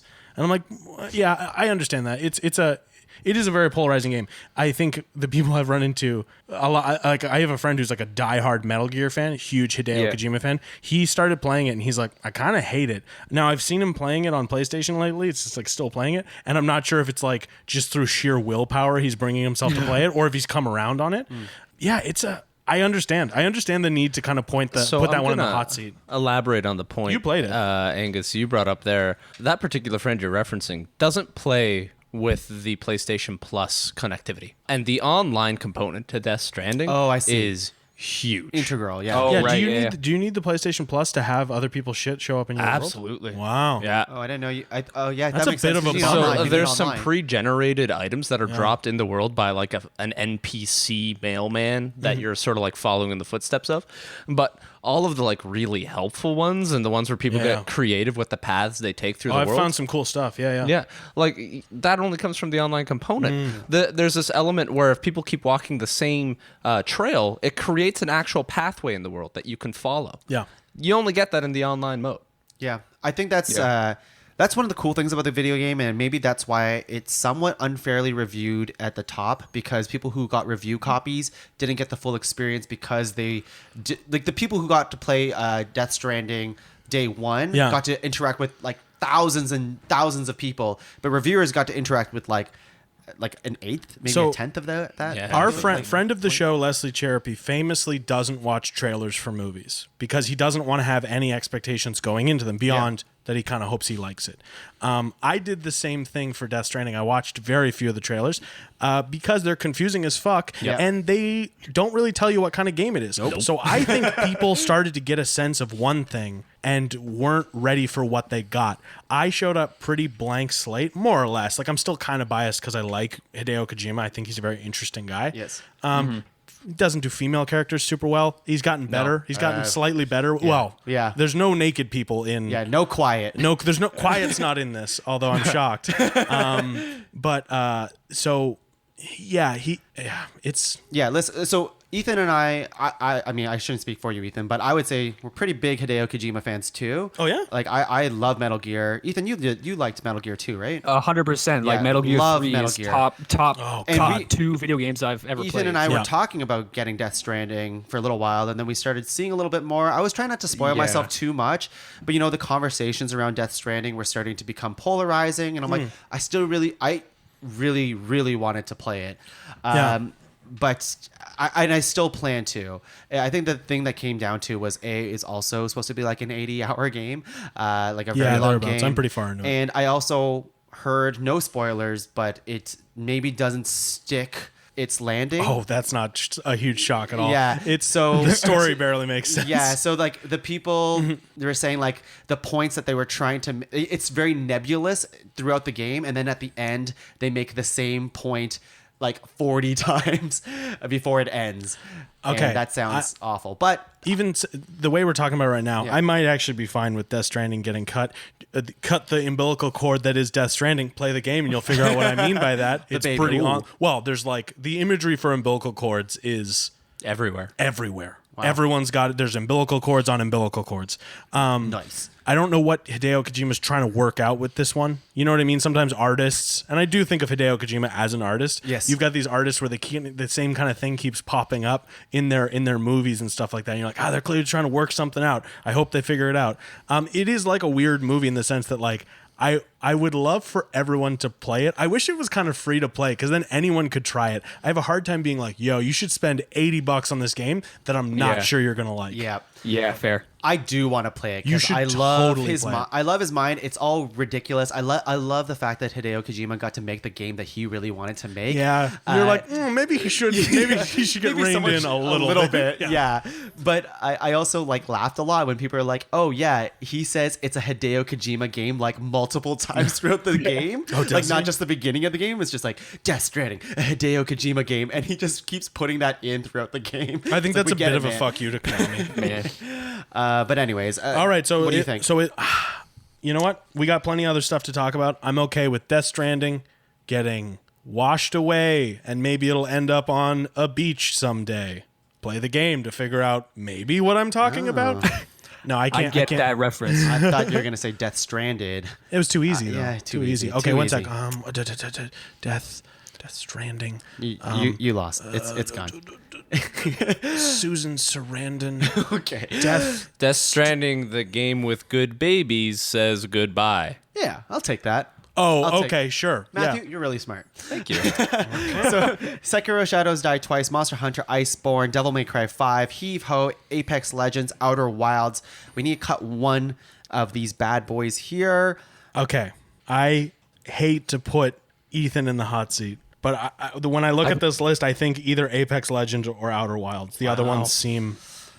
I don't know. Heave Ho is like a fun couch co-op game. I nominated it, but I You get understand. to keep two of your games in the top 5? It just fills a slot. I mean, Devil May Cry 5, I think is a serious contender. Apex Legend, I just wasn't a big fan of. I really like And it. Outer Wilds, I have not played. I found out about it right now on this podcast, so I just don't know. That's just the first two that come to my mind. That's fair. That's the thing with Outer Wilds. It's just like you kind of have to experience it to understand like what Tongue and I may like So I bring watched to the a table video. and talk about it. I brought it up on my phone while you were describing it, and it does look Yeah. pretty cool. But it's but like it's like you can watch it, but then it's so much more to actually play it. Yeah.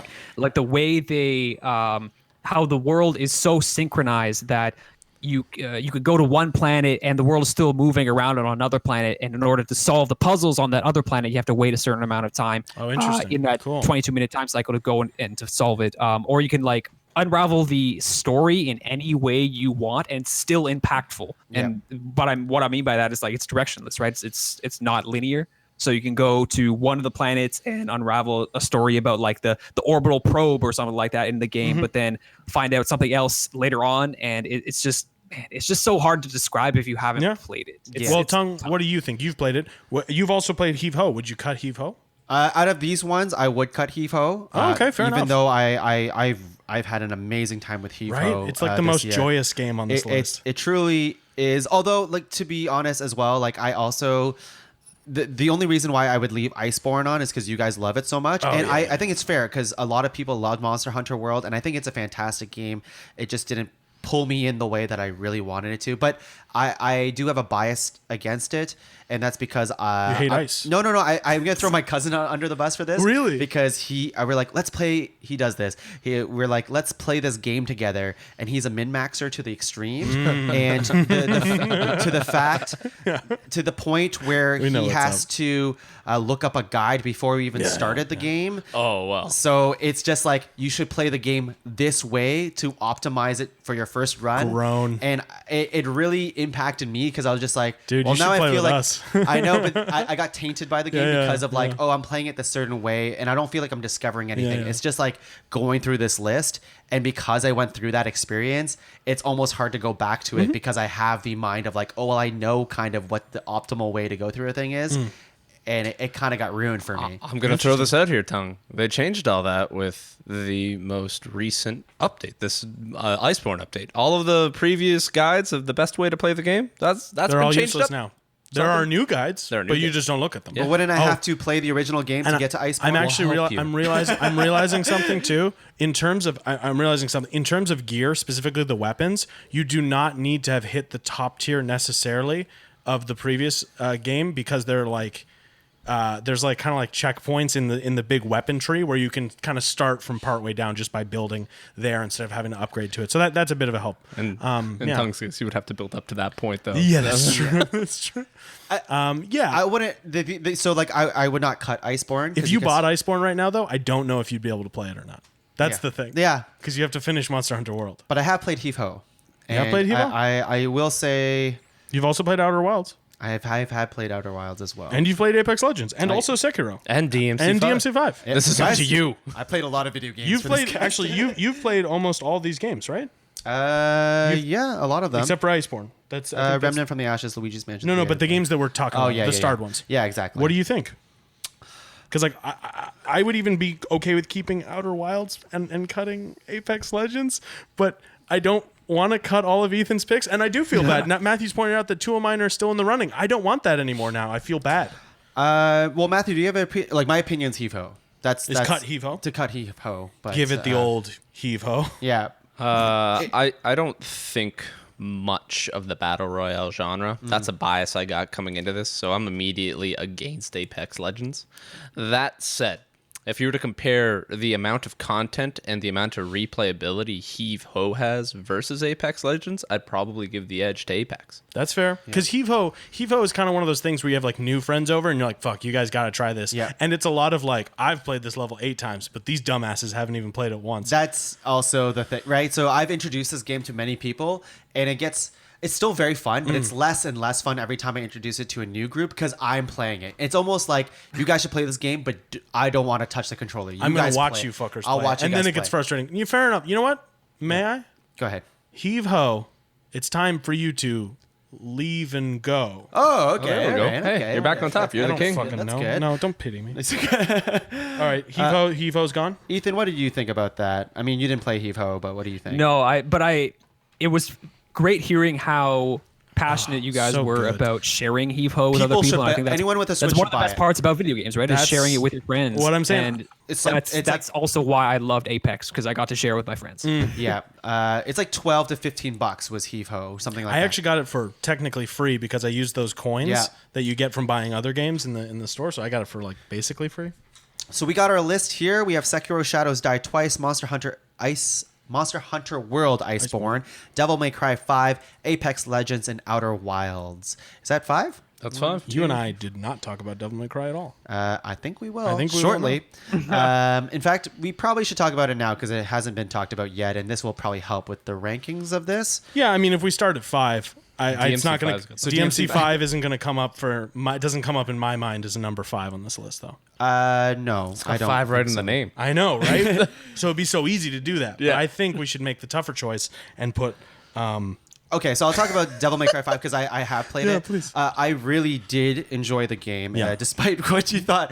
Please. Angus, we had a slightly larger argument. No, about I'm load sorry. times. I overstepped my bounds. You were Shirts right. were You were right. But I did have a load time problem with DMC5. I mean, I am playing on PS4 Pro too, so you it are? should be loading faster technically. But I found it was frequent load times in terms of like going from menu to menu, story to story. I also had a weird thing like at the end of every mission, what they do is like you do the stylish thing, it pauses the screen and it glass breaks.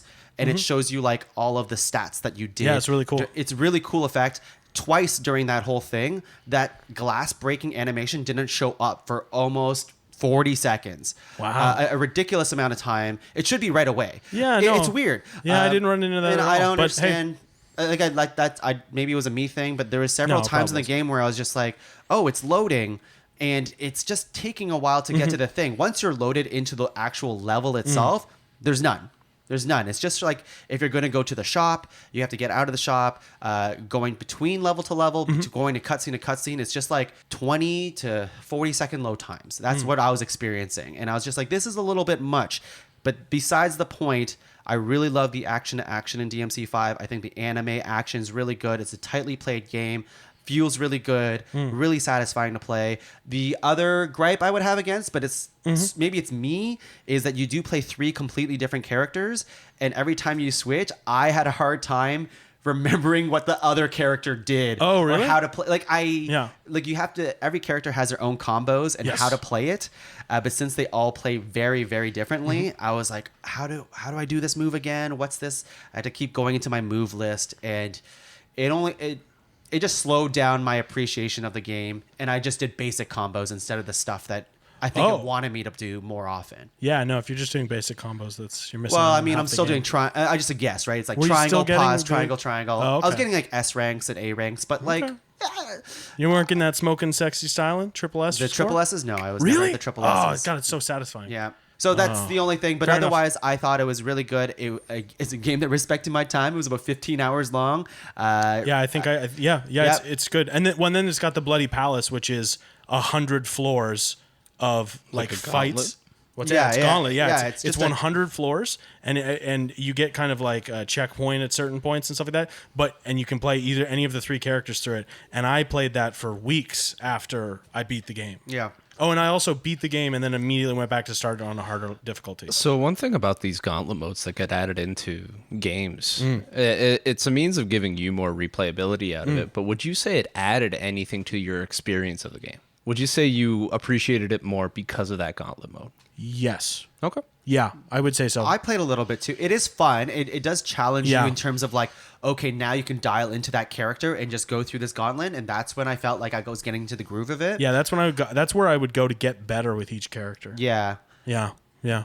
But I did appreciate the story, and if you do New Game Plus, there is an extra layer of abilities that you get. Yeah, from one of the it. characters is like a new character at Yeah, the end. 'Cause exactly. it's fucking great. Yeah, Oh, man. really liked it. And the deluxe version of DMC5 gives Nero has an arm, kind of Oh, like did you get the dildo arm?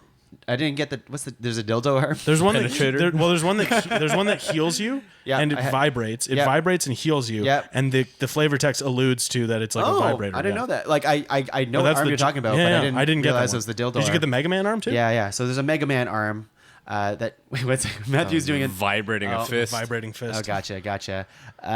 No, dude, he has tremors. Don't make fun of him. There's a lot of cool abilities for Nero. Oh man, with dude, the Mega he's- Man arm. Dude, and all the Devil Busters or Devil Breakers? Yeah. No, the Buster arms are fucking awesome. super cool. They're so cool. That said, what's our number 5? Now that we've talked about every single game here.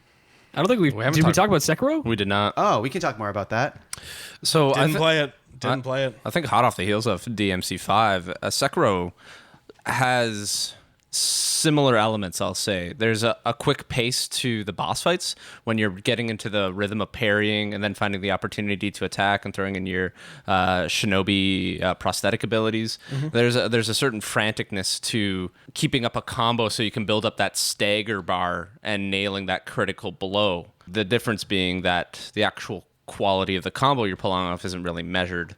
It's all about that sweet execution. But Sekiro, I had a problem with it, and that was there was a half-hour stint where I had no idea where I was supposed to go. Oh, interesting. And I had to go online. Oh, and really? Read I wandered around. I went to every conceivable spot I could go, and there was some dude wearing a brown cloak leaning up against a wooden wall that I had to go talk to, and that was the barrier to move forward. And it was just one of those frustrating design choices where it ruined that session of that play. Dang. Where I'm like, I feel dumb. I'm not a cool shinobi Right. now. Ethan, you played this game, right? I did. I beat it.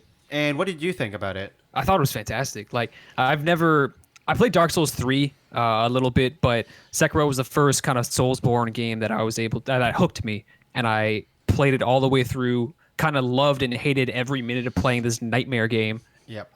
It's but scary, too. It kind of gave me some of the best moments of the year for me with some of the boss fights. So that's kind of what I remember from them the most. Yeah.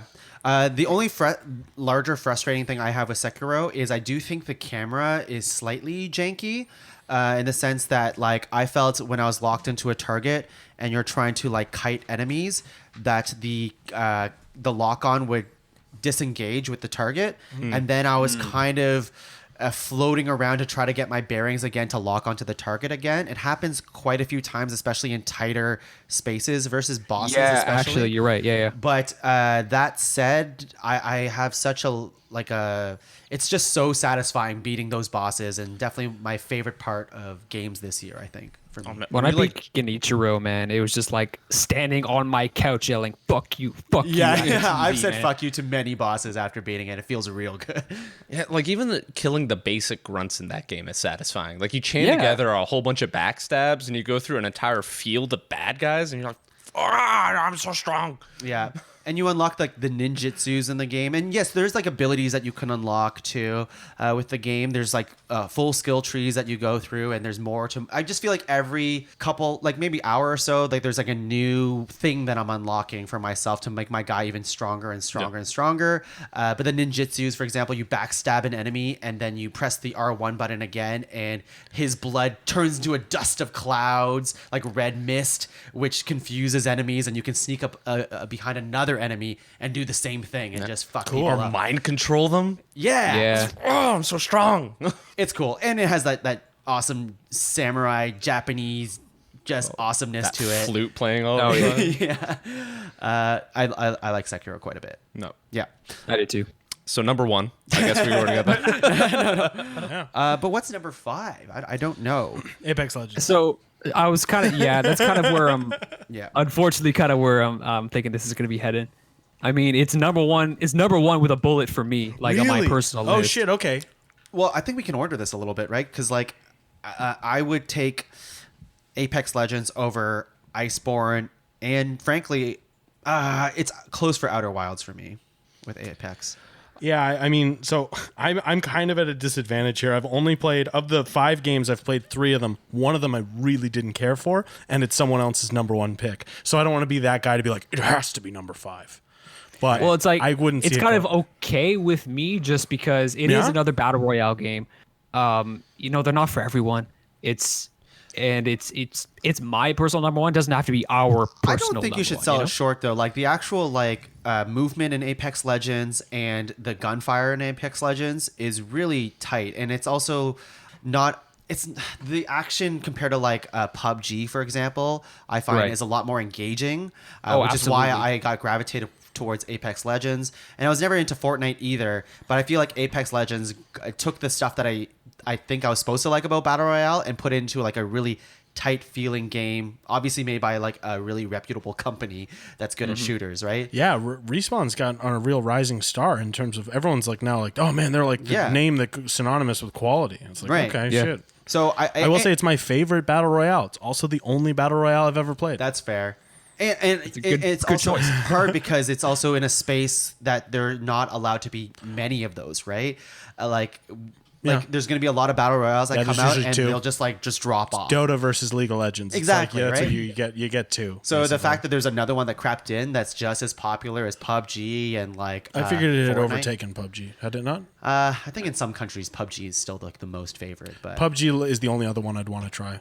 I used to. Oh, I bought in, and I bought into early access. I played Fortnite before it was a battle royale. Yeah. Played it with Matthew. Yeah. I loved it when it was a base building Zombie shooter. zombie shooter. When the name Fortnite was actually very clever. I'm like, oh, that's a really good name for this. now the F is for flossing. Now it makes no Floss fucking Night. sense. Why is it called Fortnite? Why is it called Fortnite? I don't know. I'm not sure. Okay, cool. Bill Forts. Barely. But anyways, Ethan, I will give it up to you because like I stopped playing, and the reason why I stopped playing was because I also get to the point where like if I stop playing a game for too long, I'm afraid to go back because I'm like, oh, I'm just gonna get steamrolled. by the Yeah, people who no, suck with the that's game. always Yeah. the risk. I took 2 months off Modern Warfare 2 back when it came out, and I became the worst player in the world. Yeah. Previously, I So- was the mediumist player in the world. Well, if you're So okay, it's- yeah. Oh, sorry, Go go ahead. ahead. No, Ethan, go ahead. Oh, okay. I was just gonna say like it's tough just because Apex is my number 1, but I think objectively, Outer Wilds is like a game that's something I've never played before in video game or experienced in video games. Period. Yeah. So like that's I will holds say really from- high esteem for me. From the way you talked about Outer Wilds, I'm more inclined to go pick that game up. Yeah, me over too. Apex I kind of want to go Yeah. play it. Yeah, yeah. Sounds cool.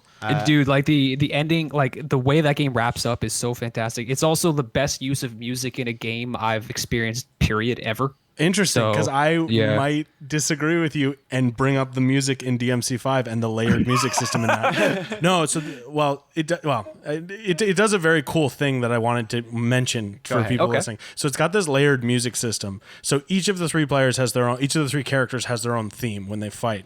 And when a monster appears, it starts playing the bass levels of the song. When either you or the monster take damage, so the fight is kind of started, it starts playing in more of the song. And then when you get higher style points, it starts layering more and more and more. And when you reach the S tier, you actually hear the lyrics to the song. And it's fucking awesome. That's actually kind of sick. And it hypes me up every time. And it's one of those things where like I had a friend come over, I'm like, dude, you gotta see this. And I like showed him how it worked, and he was like, yeah, cool. Okay, well, all right, I'm gonna go. So I'm very aware that it's something that I thought was very, very cool. It's also like really jacked up, like metal, dude, fucking like devil, fucking devil music. Well, it's 3 different styles of music Yeah, too. that's That's the thing. I didn't want to shoot myself in the foot. Wasn't a huge fan of V's theme. No, But neither was I. you know, he's fine. Yeah, he's fine. Okay. So Apex. Well, then it sounds like Apex is going 5th. All right. Apex 5, I'm fine with that. I'm fine with that. Yeah, no disagreements here. All right. What's number 4? I would actually put forward Monster Hunter Iceborne. Monster Hunter World Iceborne. Yeah, Oh, really? I was going to hold out for 3 for Monster Hunter World Iceborne, but if you guys really haven't played it, and it's tenuous at best that it's like, it's an expansion to an existing game, and you really need that existing game to have played it, I will be okay with it at 4. Yeah. Are you guys okay with 4? Yeah. Yeah, okay. It seems really cool for the people who Oh, like dude, Monster it's so Hunter. fucking fun. Yeah. It's like reignited a fire in me to kill monsters. Oh, And God. wear their skin. Yeah, and turn their bones into weapons. That sounds And real every fight is a boss fight. Yeah. It's awesome. I like that quite Except a for bit. that Peace was never an option. Yeah, peace is never an option. All right, so that leaves us with 3. So we have Sekiro, Devil May Cry 5, and Outer Wilds. Would it be fair to say Outer Wilds is probably number 3?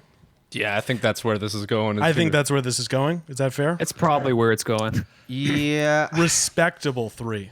I have a hard time. So here's You would put DMC 5 at 3? I don't know. Let me show you my hand now. Outer Wilds is a game that I respect like so much. I think that everything that Ethan says is true. I've probably clocked in around 10 hours into it. I'm not sure how long the game is, Ethan. You can probably... It's not too much longer than that. I think it's, again, another like 18, 20 hour kind of game. Okay, Or you can beat it in 15 minutes if you know exactly what to do. Right.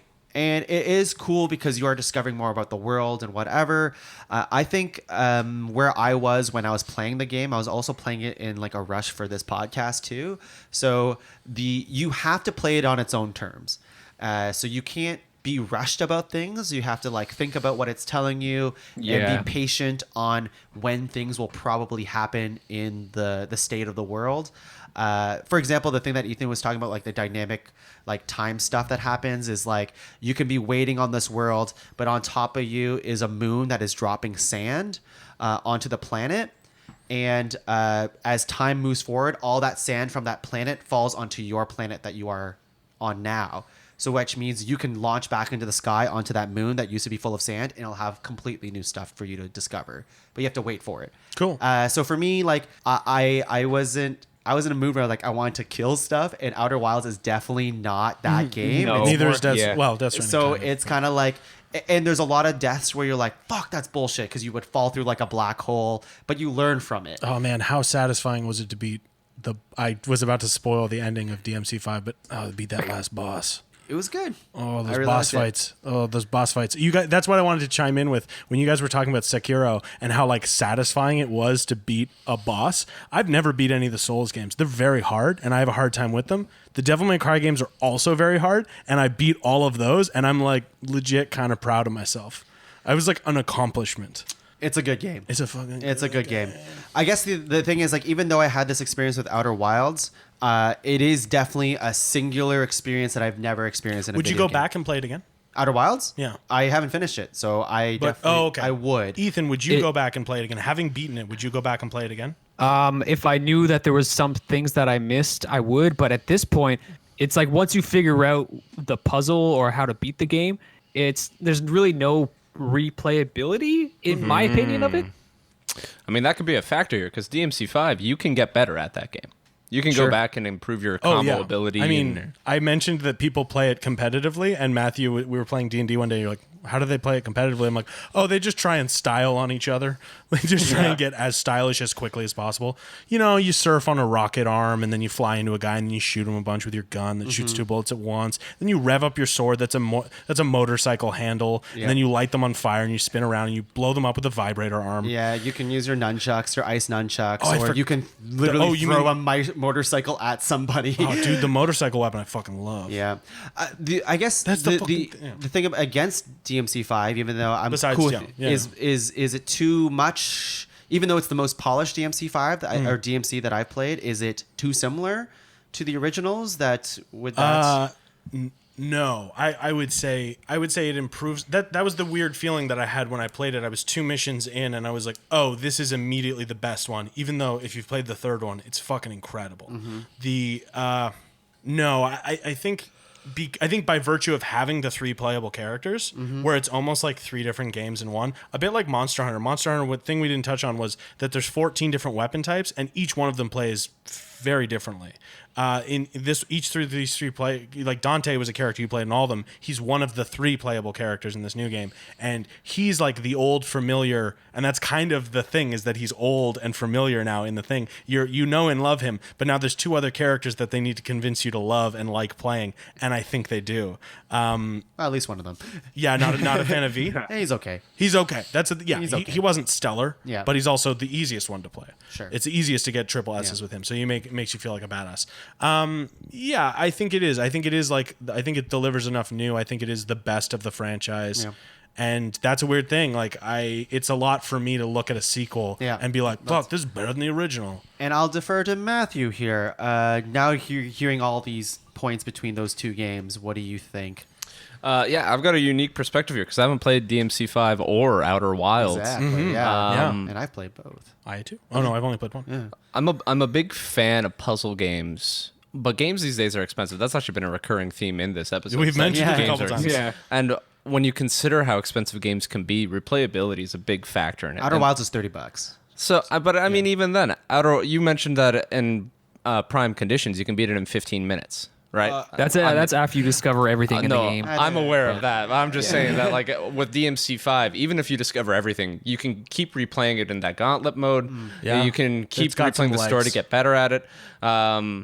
It also sounds like DMC5 might have the opportunity for DLC to expand that story and provide new features. Fingers crossed. It's been a while. Hopefully So they- I would give the edge to DMC5. Fair enough. Yeah. I'm not going to argue Okay. that. Yeah. Okay, so Outer Wilds 3? Outer Wilds 3. Yeah. Respectable. That's top 3 of all the games that came out this year. Yep. Okay. I almost gave up on Outer Wilds, Ethan, to be honest with you, at some points. Yeah. Just because I was banging my head against what to do interesting. next. Should it maybe before then? And No. then I Iceborne? think it's. I just do think it's like, even though I butt my head against it, I respect it so goddamn much for what it does. I've never Okay. seen a game do something like that. It's I would agree with you, Tuong. There was definitely moments when I was getting to the end of that game where I'm just like, I don't want to struggle with this. I'm just going to look up what the answer is. Or and the other thing is when it reboots the world, when you finally discovered what to do next. And, That sounds frustrating. And then you have to get back to that point. It's very And you have hard. to wait for all the sand to fall off the moon. Well, that's just one It- place. Like there's that actually happened to me. Right when I was trying to figure out the end of the game, I'm like, Yeah. I have to wait for this one thing to happen. But I discovered right at the end, it's like you could just meditate at the fire. I didn't know if you know this, Tuong. Yeah, You I can heard that. Oh, yeah. cool, and it'll pass time for you. But you Yeah. you feel smart as fuck too, because you feel like you as a player are Yeah. learning how to play this game. So better that and makes better. you feel smart, and fucking DMC makes you feel badass. horny. Yes. Okay, so let's rip this Band-Aid off real quick. Yeah. Sekiro 2, DMC5 1. No. Nope. DMC5. Clearly, and I've seen you guys. I saw the smile on your face when you guys were talking about it. I could hear the smile on Ethan's face.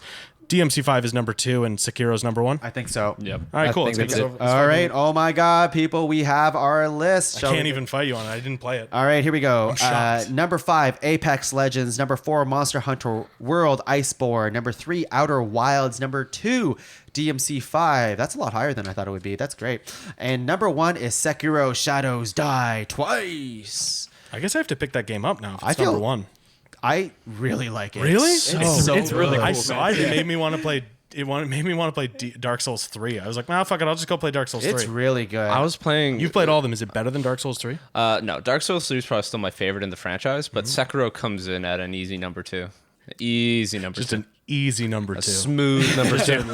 I do like how like the game like you almost have to play aggressively too. You can't like be pussy out That's on what I stuff. was It's gonna just Yeah, you have to play. like Bloodborne, you got to go aggro. You gotta go aggro if you want to get to the like beat the enemy, right? Like if you run away, that enemy's gonna chase you and fuck you up. That actually might Yeah. be more on my thing then, because I'm generally trying to be on the attack in those kinds of Yeah. games, and that's my problem. And you benefit from it here. Yeah. 'Cause you destroy their poise, or not their poise, their You've posture. given me the opportunity to draw the comparison between the other Soulsborne games and Sekiro.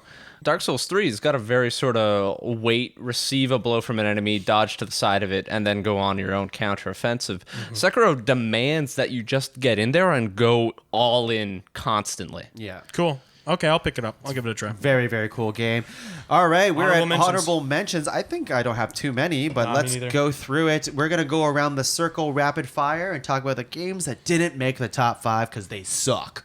Worst games of the year. And if you guys have dishonorable mentions, go for it. Oh, God, do I? Resident Evil 2 Remake. Angus and I have been playing that We've together. been playing it on the couch, and it is delightfully terrifying. It is...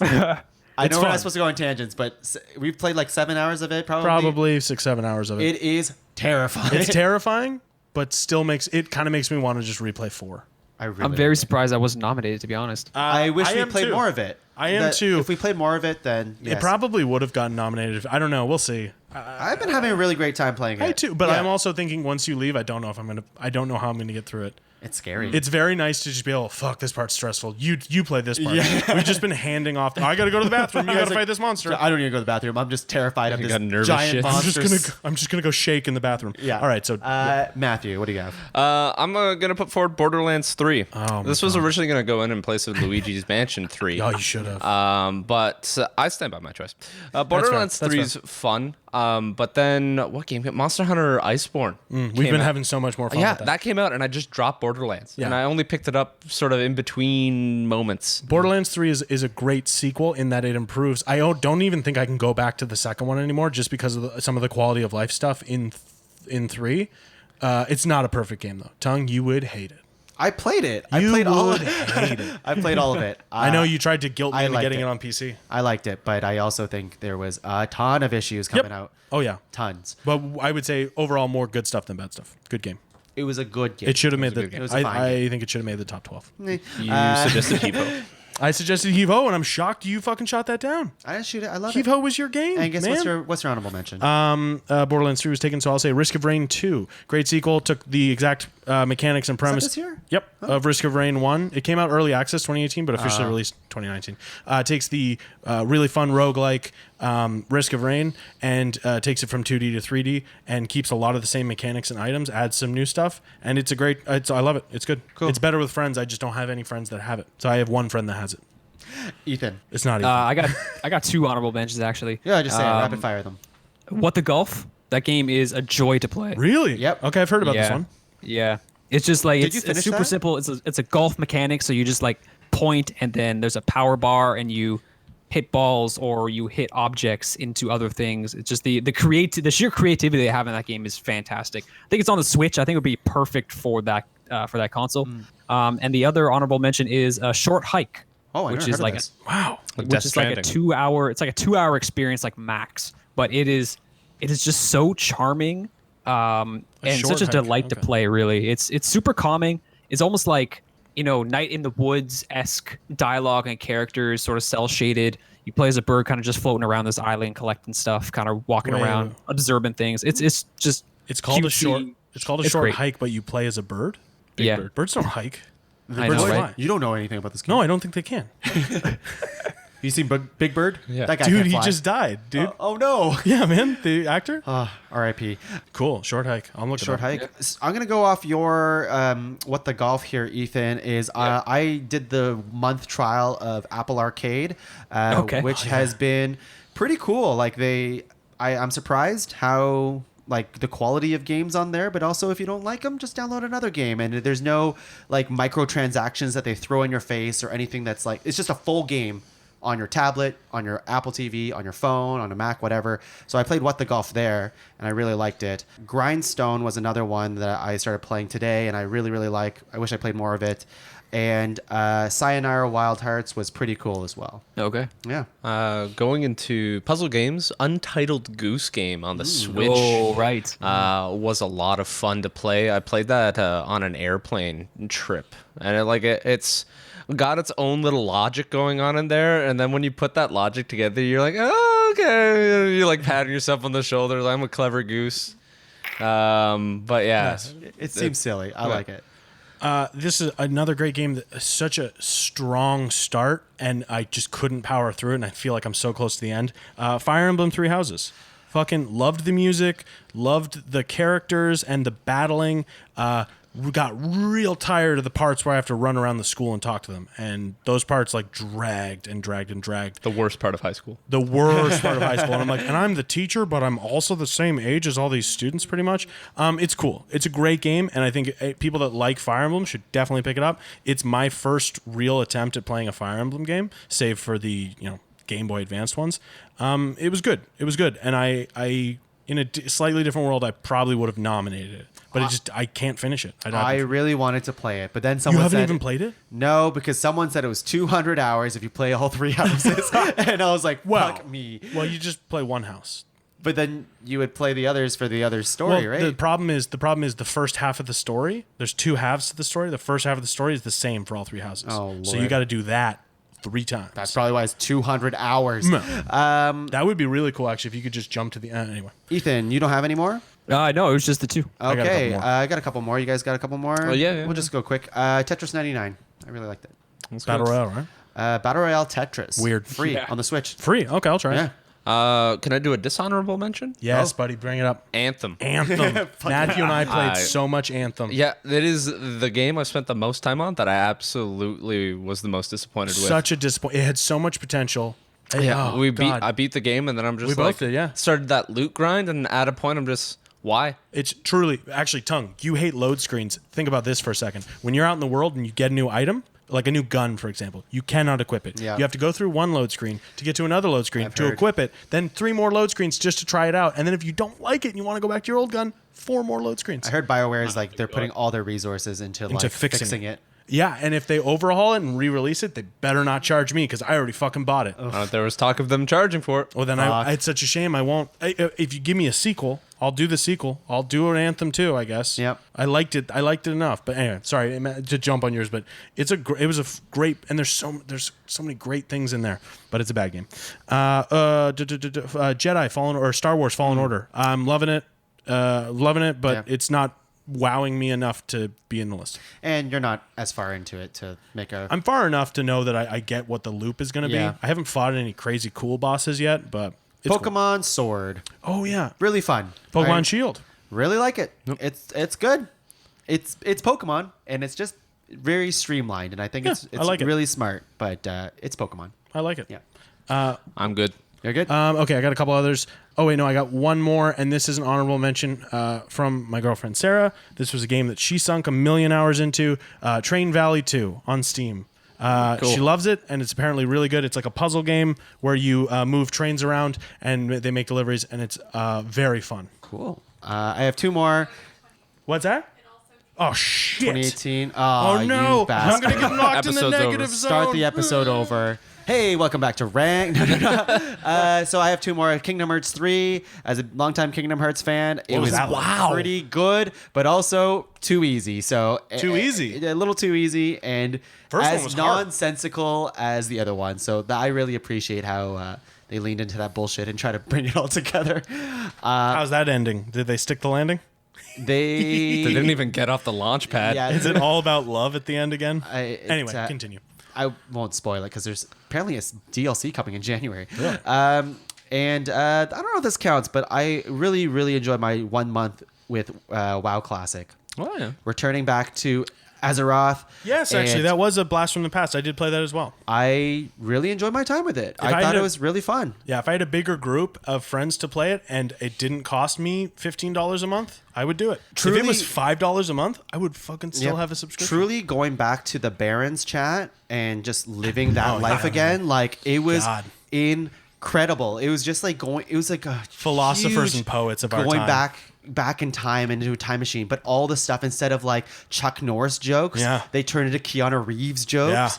And I was a big antagonizer in the Barons chat too. So every time there was like a silent period, I would just be like, so dicks, am I right? Or like, you just like, so who wants to snort blow off my butthole? And everyone's just like, me. It was just like an incredible like yes anding to the most shitty things, but really funny. But it's still a reminder, probably, that WoW, maybe even just WoW Classic, the only MMO I've ever played that feels like a fully fleshed out world. Yeah, I've played a million MMOs, and that one is the only one where I felt like I was big map. Yeah, even just the scope and scale of it all, it was wonderful. It's a completely different game than the new WoW, modern WoW these days. And I played last expansion for WoW, and new WoW is like arcadey.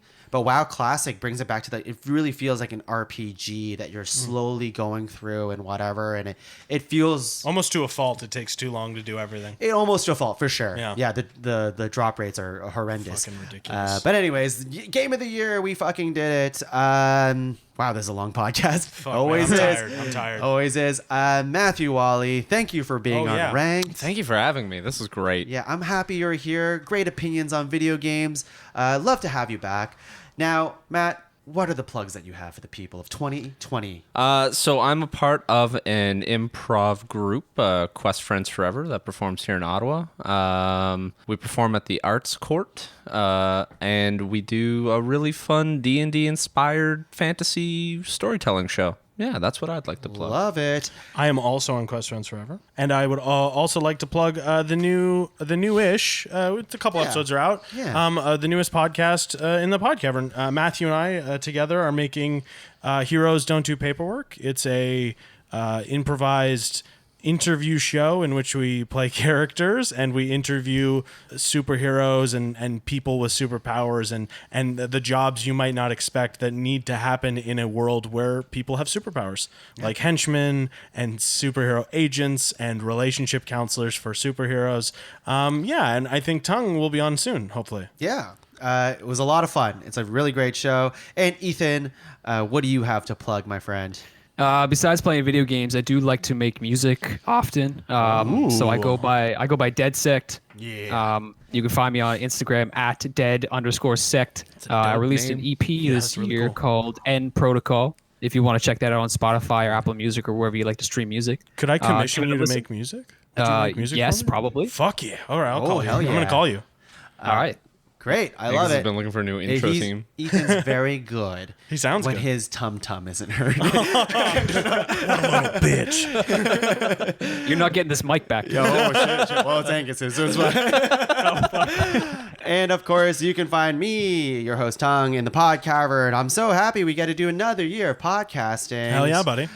So you can find out all the fun shows in the PodCavern. We're hoping to bring some more improv punch-up back and Eventually. just rolling them out. Yep. We have Talking Tuong, Cinema Saves the World, of course, Heroes Don't Do Paperwork, and more to come.